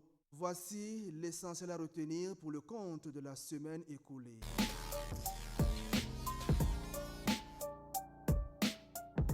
Une affaire de tentative de coup d'État a réveillé la population dans la matinée du dimanche 7 décembre 2025. Un coup qui visait à renverser le président Patrice Talon. Le putsch aurait été déjoué et les auteurs neutralisés. Selon les informations officielles, la situation est sous contrôle. Le président de la République serait en sécurité. Tout est sous contrôle. Des assurances ont été données par le ministre de l'Intérieur et de la Sécurité publique. Aussi, le gouvernement invite-t-il les populations à vaquer normalement à leurs occupations. Les partis politiques retenus à l'issue de l'examen des dossiers de candidature comptant pour les prochaines élections législatives ont reçu leur récépissé définitif. C'était au cours d'une cérémonie sobre en double étape qui s'est déroulée au siège de la Commission électorale nationale autonome. D'abord, la délivrance des récépissés et le tirage des numéros pour ce qui est du positionnement des logos sur le bulletin unique. Après avoir été recalés pour la présidentielle et les communales, les démocrates sont enfin dans la course électorale pour tenter de lever le maximum de sièges pour siéger à l'Assemblée nationale prochaine mandature. Nous ne doutons pas que nous gagnerons ces élections et nous comptons sur notre peuple pour le jugement. Sur ce, je voudrais remercier les uns et les autres pour le soutien constant. Le Bénin, à l'instar de la communauté internationale, a célébré ce lundi 1er décembre 2025 la Journée mondiale de lutte contre le VIH-Sida. Le rendez-vous de cette année a mobilisé autour du ministre de la Santé, des partenaires techniques et financiers, des représentants d'institutions et bien d'autres acteurs. Le but de cette rencontre tenue à la salle rouge du Palais des Congrès de Cotonou est de faire le point des avancées enregistrées au Bénin en la matière et de réfléchir à de nouvelles stratégies pour mieux faire face au VIH-Sida.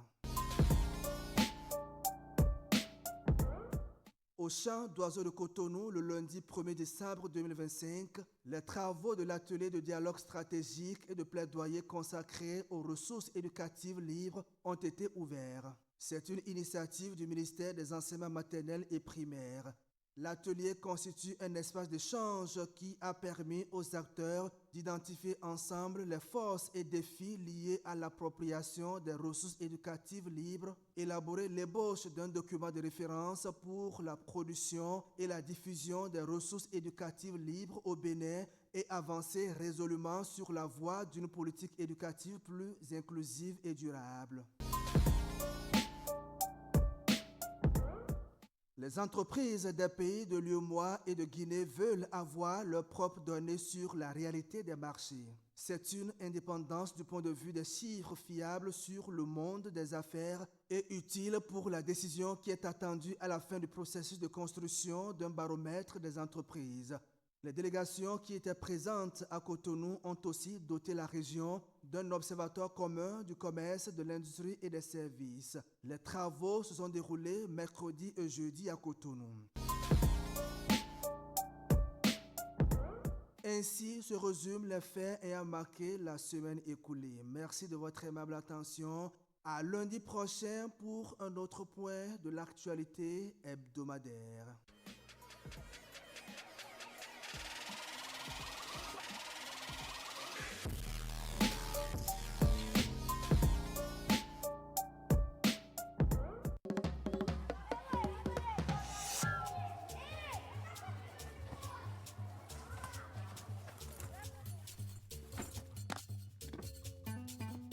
La passion du foot ne s'éteint jamais. On se prépare, on y croit, on vibre. Parce qu'être supporter va au-delà d'un match. C'est porter nos couleurs haut. Et quand vient le moment de célébrer, Ça avance, de bien. Il reçoit le ballon. Hop là, petit pont magnifique. Il élimine deux défenseurs. C'est le but. Quel but extraordinaire. Quel talent. Comme vous, la Béninoise se met en maillot. Découvrez la toute nouvelle étiquette spéciale et vivez les émotions du foot. La Béninoise, la fierté du Bénin.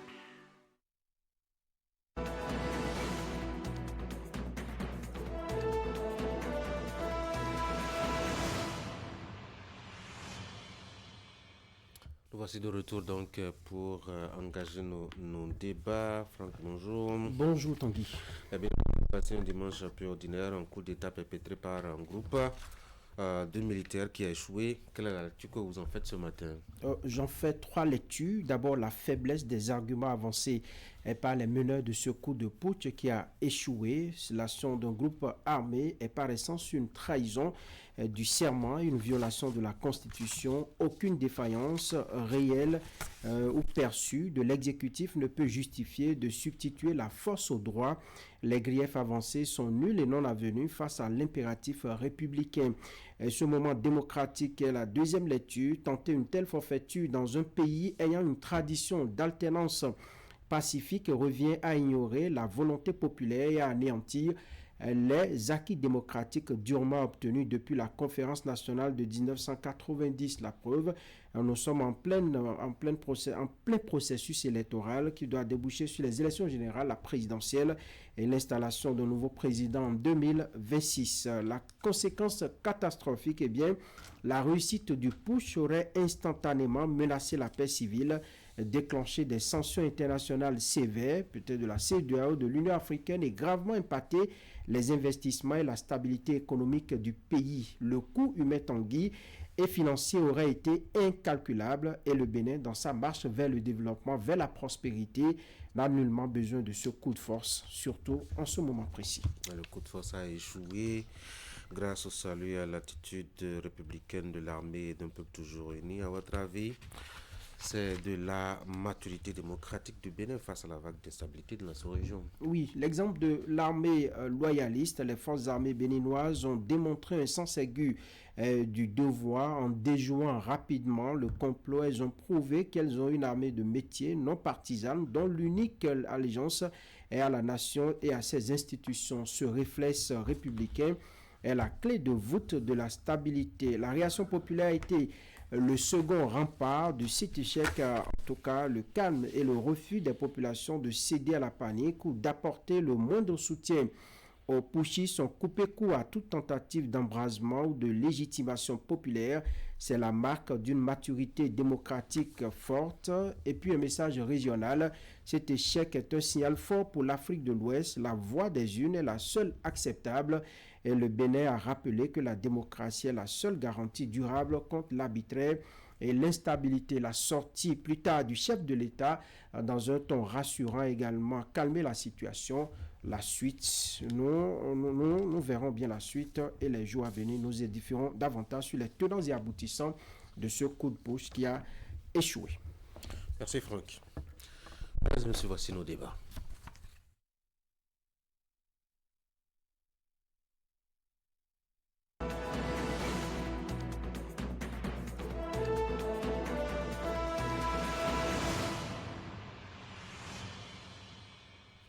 Ulrich, bonjour. Bonjour Tanguy. Eric, bonjour. Bonjour Tanguy. On a vécu une journée assez difficile hier, un coup d'État qui a échoué. On a été réveillé par un message tôt le matin sur la télévision nationale. Il a fallu donc le soir pour être un peu plus sûr de tout. Le chef de l'État qui est sorti, un peu après le ministre de l'Intérieur pour rassurer les populations. Analyse des événements, Eric. Je voudrais avoir une pensée quand même à l'endroit de nos forces de défense et de sécurité qui ont senti l'obligation de prendre les armes contre les frères d'armes qui ont choisi de mettre à mal notre cohésion sociale. Ce n'est jamais une décision facile quand on se retrouve dans de pareilles circonstances, mais le Bénin passe avant tout et on doit justement sauvegarder cet héritage que nous avons depuis 90. Est-ce qu'il faut même chercher à comprendre les réelles motivations de ces hommes qui ont pris la décision de remettre en cause notre processus démocratique? Je pense que là n'est pas le plus important. Aujourd'hui et très tôt ce matin, nous avons aussi l'information que les hauts gradés qui avaient été séquestrés par ces mutins ont été libérés. Preuve encore, une fois encore, de la bravoure de notre armée qui a su prendre les décisions, justement. Aussi une pensée à l'endroit du chef de l'État. Vous savez, quand on vous annonce que des militaires sont armés jusqu'aux dents et sont sur le point de vous saisir, j'imagine bien tout ce que ça peut faire dans sa tête et à lui et à sa famille, mais aussi à l'équipe de la direction de la communication. Parce que la bataille qui était engagée justement pour mener ce coup d'État, à côté de ça, il y avait aussi la guerre de l'information. Nous avons vu circuler des informations les plus terribles. Patrice Talon aurait même délivré sa déclaration d'hier nuit à l'ambassade. Patrice Talon serait même plus au pays. Des informations faisant état de ce que la déclaration du ministre ne serait pas du tout à la SRTB. Et donc, on a compris que tout était tellement orchestré à la fois sur le terrain, mais aussi sur les réseaux sociaux, pour déstabiliser le Bénin. Et cela me fait penser à la déclaration du porte-parole du gouvernement qui disait qu'il y avait des officines, en tout cas dans notre pays, qui étaient financées pour véritablement jouer ce rôle-là. Mais heureusement, comme l'a dit le chef de l'État, le Bénin a une arme. Je pense qu'aujourd'hui, il nous faut condamner cet acte qui a été posé. Si un Bénin, par le passé, est connu pour des coups d'État, c'est bien le Bénin. Nous avons même gagné le nom l'enfant malade de l'Afrique à cause de notre instabilité. Et c'est parce que nous n'avions rien tiré de ces systèmes instables que nous avions tourné dos à cela.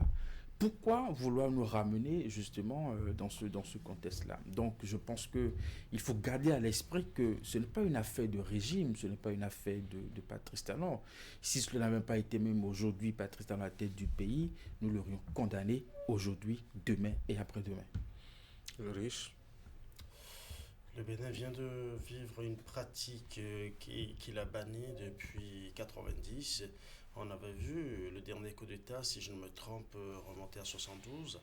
Et pendant longtemps, le Bénin a choisi la voie démocratique, l'alternance par la voie des urnes.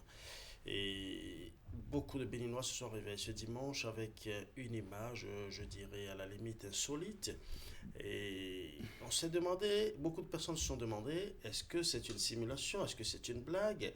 Et très rapidement, beaucoup de messages ont commencé à passer sur les réseaux sociaux. On a compris effectivement qu'il y avait aussi une guerre d'information.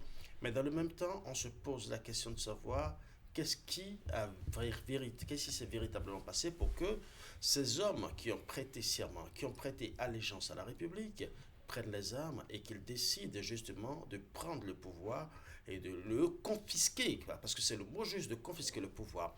La question est toujours posée, on se demande, est-ce que réellement, si ce coup de force avait marché hier, ce lundi aurait été une journée de quelle couleur? Comment les populations vont se retrouver? Est-ce que la stabilité jusque-là connue ne serait pas mise en cause? Vous voyez, il y a beaucoup d'interrogations. Et on a vu également les forces de défense et de sécurité ensemble qui ont tourné et qui ont réussi à tourner cette page. Le reste maintenant, c'est de chercher à comprendre les vrais mobiles de cette opération. Et je sais que les enquêtes se poursuivent. J'ai appris ce matin que le général Aboïssa, qui était détenu par les mutins, a été libéré. Le colonel Faïzou Gomina aussi, qui est le chef d'état-major de la garde nationale, a été libéré. Il y a aussi une dame qui a perdu la vie. Elle n'est pas seule. J'ai appris qu'il y a plusieurs pertes en vie humaine. Je me demande qu'est-ce qui s'est réellement passé. Comment le Bénin est en train de changer sa trajectoire. Je pense qu'au lieu de regarder seulement les coups de force que nous sommes en train de vivre actuellement dans la sous-région et aussi la tentative que nous avons vécue au Bénin, il nous faut faire une analyse profonde de notre démocratie. Justement, c'est l'analyse à laquelle je vous appelle. Qu'est-ce que ça peut vous inspirer, tout ce qui s'est passé hier? Non, je pense qu'il y a des inquiétudes. Il y a aussi des questions que nous devons nous poser. Est-ce que véritablement il n'y a pas de dissension, non seulement au sein des civils, mais aussi au sein de l'armée? Parce que si l'armée en vient à prendre des armes, c'est qu'il y a des dissensions. Mais est-ce que ces dissensions, peuvent accepter, peuvent tolérer, peuvent permettre qu'on prenne les armes? Moi, je me pose beaucoup de questions sur ça. Moi, je pense que c'est condamnable, c'est condamné, et a priori, aucun coup de force ne doit être encouragé. Franck. Donc, je pense qu'il suffit de jeter un coup d'œil dans la sous-région pour se rendre compte que l'argument d'un coup d'État pour essayer de régler les problèmes tombe très vite lorsque vous êtes dans l'exercice du pouvoir. Allez voir au Mali la crise du carburant, les djihadistes qui continuent de frapper, au Niger ils continuent de frapper, au Burkina Faso ils continuent de frapper. Et donc je me rends compte que la solution n'est pas dans un putsch. Quand ils s'installent, ils sont confrontés à la réalité. Au Niger où on a eu Bazoum qui n'a jamais signé une déclaration pour céder le pouvoir. Et donc, ça va dans tous les sens dans les pays. Donc, si l'armée républicaine, loyaliste, n'avait pas réagi et déjoué ce coup d'État, c'est que tout ce que nous faisons, même en plateau ce matin, je ne sais pas si on pouvait se réunir pour dire quoi que ce soit, tous les efforts, les sacrifices, les douleurs que nous avons sentis, depuis 2016 et même au-delà, parce que avant Patrice Talon, il y a eu des présidents qui ont travaillé, qui ont fait ce qu'ils peuvent, et Patrice Talon a continué l'œuvre.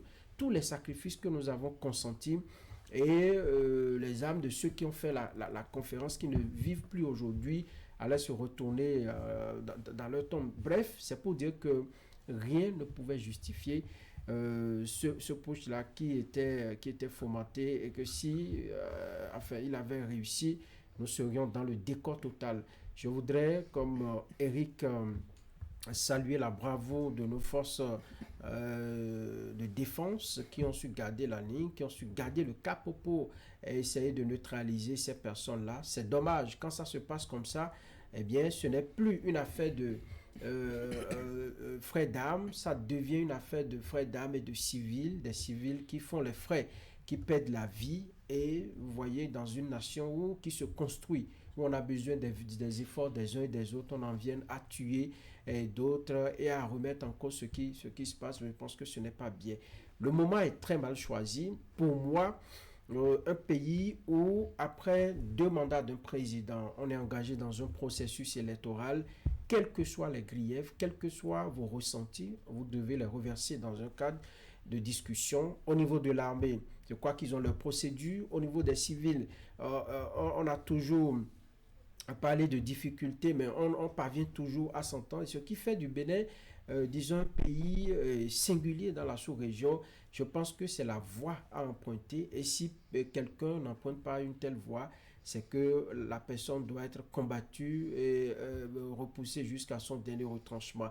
Je voudrais que le diagnostic soit fait pour que nous puissions véritablement limer les dents à ces vieux démons qui veulent revenir dans la République, pour que nous puissions vivre notre paix.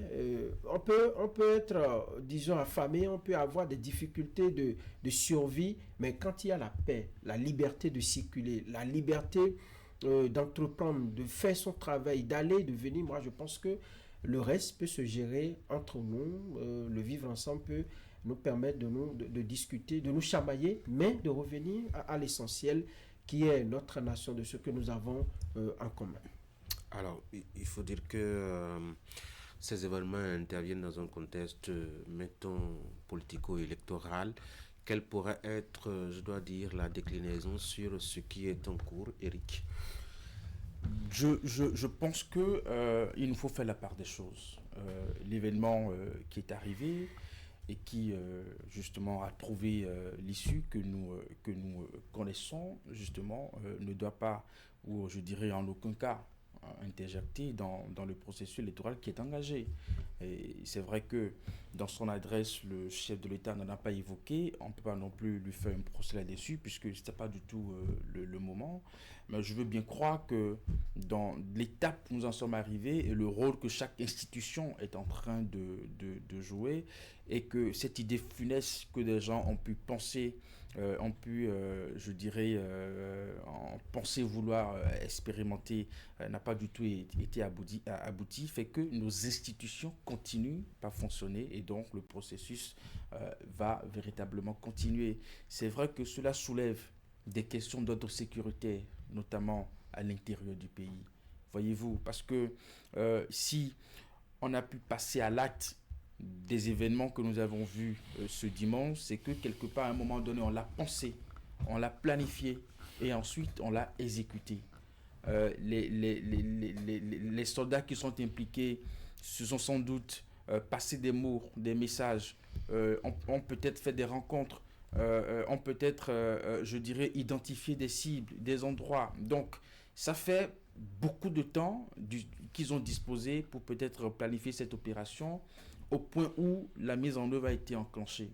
Donc cela suppose que à l'intérieur du pays, il y a encore un défi justement à relever, un défi sécuritaire à relever. Et sans doute que les responsables en charge de la sécurité en tireront toutes les conséquences. Oui, Franck. Non, l'impact que cela peut avoir, je pense qu'il faut travailler rapidement à rassurer les populations. Ce qui m'a réjoui, moi, en faisant le tout hier, vous savez, certains ont estimé que c'est une honte pour le Bénin, pour ceux-là qui veulent véritablement mettre à mal notre démocratie, parce que nous ne vivons pas une situation qui peut nous amener à cet extrême-là. Il y en a qui ont dit on n'avait pas besoin de cela parce que tout le monde voit ce qui se fait. Même s'il y a des sacrifices à faire, il y a quand même des avancées que nous réalisons et cela est déjà très intéressant. Ils sont allés jusqu'à dire, mais si vous travaillez, vous allez pouvoir vous en sortir. À moins que l'État ait orchestré, disons, de mauvaises informations, ait diffusé de mauvaises informations. Ceux qui sont tombés sur le champ de bataille dont on parle, je crois qu'il y a eu même des trucs, des aspects qui ont été insérés dans la loi où on doit soutenir les familles. C'est vrai que ça ne résout pas, ça ne remplace pas celui qui est décédé, mais c'est la formule trouvée par l'État, la formule trouvée par la nation pour permettre, pour amoindrir les chocs que pouvaient subir ces familles-là lorsque les soldats tombent. Bon, s'il y a guerre, s'il y a instabilité, on n'ira pas quand même prendre des civils, des journalistes pour aller au front. Il faut des soldats et vous vous êtes engagé dans l'armée pour défendre l'intégrité du territoire, pour assurer la sécurité de votre territoire. Et donc quand ça arrive, c'est dommage, mais c'est l'ordre normal des choses. Et l'État a trouvé le moyen de soutenir quand même ceux-là qui tombent au front. Je pense que les vraies raisons sont ailleurs et ceux qui ont été capturés à l'issue de ce duel avec les forces armées, je pense qu'on va les faire parler et les jours à venir on pourra tirer toutes les conclusions. Mais je pense que la question de la sécurité doit être repensée au jour le jour, on doit revisiter toute notre carte sécuritaire pour voir ce qui n'a pas marché au niveau de l'armée, que les responsables également puissent prendre les dispositions pour éventuellement étouffer ce genre de situation. Parce que franchement, hier, ce que nous avons vécu, personne n'a été épargné. Heureusement que, on a su trouver le moyen de taire un peu les inquiétudes et les gens ont vaqué à leurs occupations. Ce matin encore, les gens vont au boulot. Si ça avait réussi, on n'en serait pas là. Donc je pense que le plus important, c'est déjà de voir les réelles causes et de rassurer la population. Sinon, ça va prendre un coup sur la participation des citoyens au vote. Les gens vont se dire, mais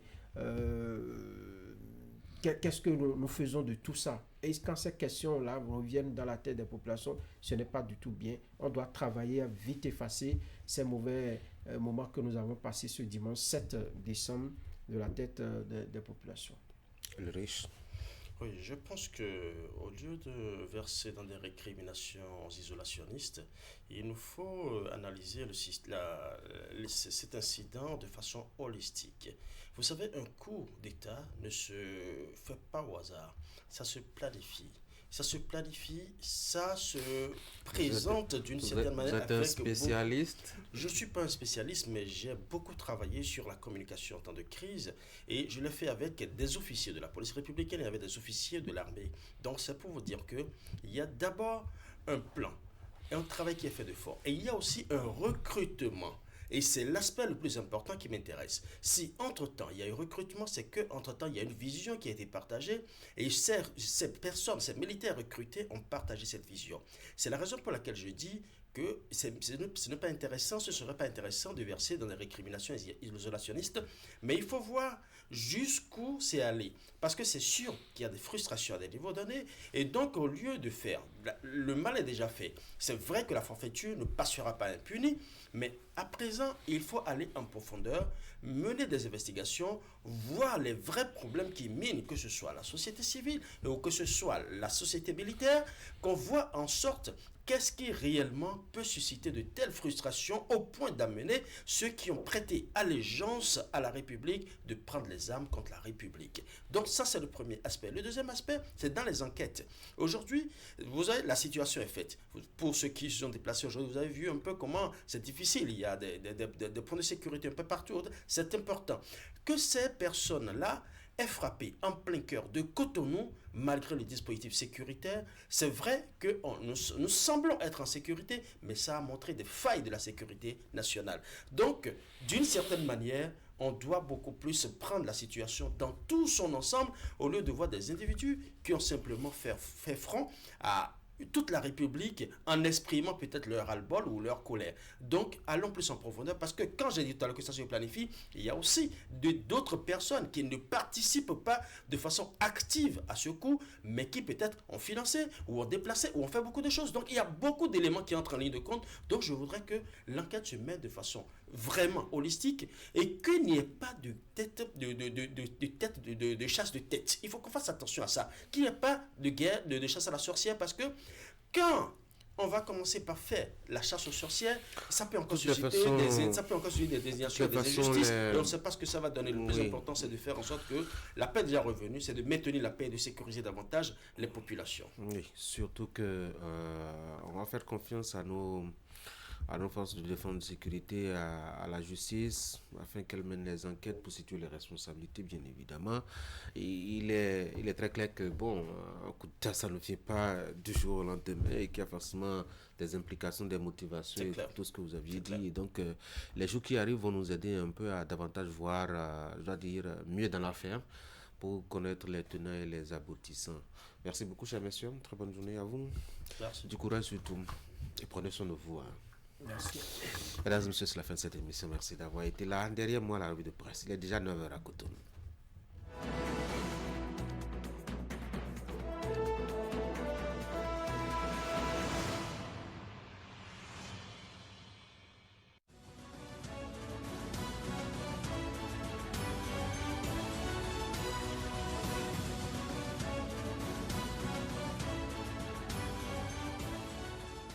Mesdemoiselles, Mesdames et Messieurs, bonjour. À la une ce jour, le coup d'État étouffé hier dimanche. L'information fait le gros titre de toutes les publications dont Matin Libre qui placarde une tentative de coup d'État déjoué. Le challenge, la situation est sous contrôle, les assaillants neutralisés. Bénin Intelligent affiche à son tour la photo du chef de l'État sur toute la une et pointe que Talon et la République sont invincibles. Autour de 20h, Patrice Talon apparaît au sein de la présidence dans un décor tout à fait inhabituel et lourd de sens, un sourire grave aux lèvres. Il est entouré, fait rare et hautement symbolique, d'hommes en armes. À ses côtés, on distingue notamment Jimon Dieudonné Tevoidre, commandant de la garde républicaine, Wilfried Léandre Moubedji, porte-parole du gouvernement, et le ministre de l'Intérieur et de la Sécurité publique. Ces images marquent la fin officielle d'une journée de chaos et de confusion à Cotonou, scellant par leur mise en scène la reprise en main du pouvoir exécutif. Et la nation de décrire la posture du chef de l'État béninois pour relater que c'est avec un ton dur que le chef de l'État s'est prononcé dans la soirée du dimanche 7 décembre sur la mutinerie orchestrée par un groupuscule de soldats pour déstabiliser le pays. Une entreprise qui, précise-t-il, aurait eu pour conséquence de plonger le pays dans une aventure sans lendemain, aux conséquences désastreuses, partageant les coulisses de l'opération qui a permis de déjouer cette tentative de coup d'État. Patrice Talon a invité les populations à vaquer sans inquiétude à leurs activités, avec l'assurance que la situation est totalement sous contrôle. Pour la presse du jour, dans une déclaration lue en direct sur la télévision nationale, depuis le palais de la Marina, Patrice Talon a rassuré que la mutinerie est maîtrisée et que cette forfaiture ne restera pas impunie. Il a salué la prompte réaction des forces de défense et de sécurité qui ont su maîtriser la situation. On retient de son message à la nation, écrit Fraternité, que ces éléments auraient engagé une mutinerie sous des revendications fallacieuses, avec l'objectif assumé de s'attaquer aux institutions et de remettre en cause l'ordre démocratique établi. Dans une déclaration grave, le chef de l'État a souligné que cette entreprise aurait pu plonger le Bénin dans une période sombre, interrompant les efforts de développement engagés depuis plusieurs années. Une telle aventure aurait eu pour conséquence de plonger notre pays dans une aventure sans lendemain, a-t-il prévenu, insistant sur les risques majeurs que représente cette action insurrectionnelle. Et déjà, les soutiens au peuple béninois fusent de toutes parts, d'abord au plan national, comme l'écrit Bénin Intelligent qui rapporte qu'en réaction à la tentative de coup d'État avorté dimanche, Claudine Afiavi Prudencio souligne la force des institutions béninoises et la maturité du peuple. Elle insiste sur le fait que cet événement n'a pas fragilisé le pays, mais a plutôt révélé sa résilience. Elle rend également hommage au chef de l'État et aux forces de défense dont elle salue le professionnalisme et la loyauté. Face à cette situation jugée inopportune pour la nation, Notre Fraternité des partis politiques ont adressé un message d'apaisement au public béninois. Il s'agit notamment du Bloc républicain, l'Union progressiste, le Renouveau, Moël Bénin et Force Kouri pour un Bénin émergent. La nation pointe que la tentative de déstabilisation du Bénin a fait réagir plusieurs institutions internationales, dont l'Union africaine et la Communauté économique des États de l'Afrique de l'Ouest. Fidèle à la préservation des institutions et à la défense de l'ordre constitutionnel, la CEDEAO a condamné la tentative de coup d'État et ordonné le déploiement immédiat de la force en attente de l'organisation en République du Bénin. L'éditorialiste de Fraternité se rappelle encore l'extraordinaire sentiment de fierté qui avait animé les Béninois le 7 décembre 1989, lorsque Mathieu Kérékou, prenant les devants, avait surpris l'opinion nationale et internationale avec l'annonce de l'abandon du marxisme-léninisme, la déchéance du Parti de la Révolution populaire du Bénin qui dirigeait l'État et la convocation d'une conférence nationale des forces vives dont chacun connaît la suite. Même s'il y a de nombreux motifs de réforme dans le processus de démocratie en cours dans notre pays, il faut être particulièrement mal inspiré ou désespérément taré pour amener des poubelles de l'histoire les détritus que la révolution marxiste y avait jetés, en espérant les remettre au menu 36 ans plus tard, à la même date du 7 décembre. Ce n'est plus concevable ni acceptable par ici. Ici, c'est le Bénin, conclut l'éditorialiste. Dans la suite, la presse du jour s'est intéressée au développement des filières riz et maïs et titre que le gouvernement offre des équipements aux producteurs. Le ministre de l'Agriculture, de l'Élevage et de la Pêche, Gaston Kossidossoui, a procédé le jeudi 4 décembre 2025 à Parakou et à Dassa à la remise officielle d'équipements et matériels agricoles aux bénéficiaires du projet de développement intégré des chaînes de valeurs agricoles, une dotation qui vise entre autres à réduire les pertes post-récolte et assurer la sécurité alimentaire. Fin de la revue de presse. Merci de l'avoir suivi.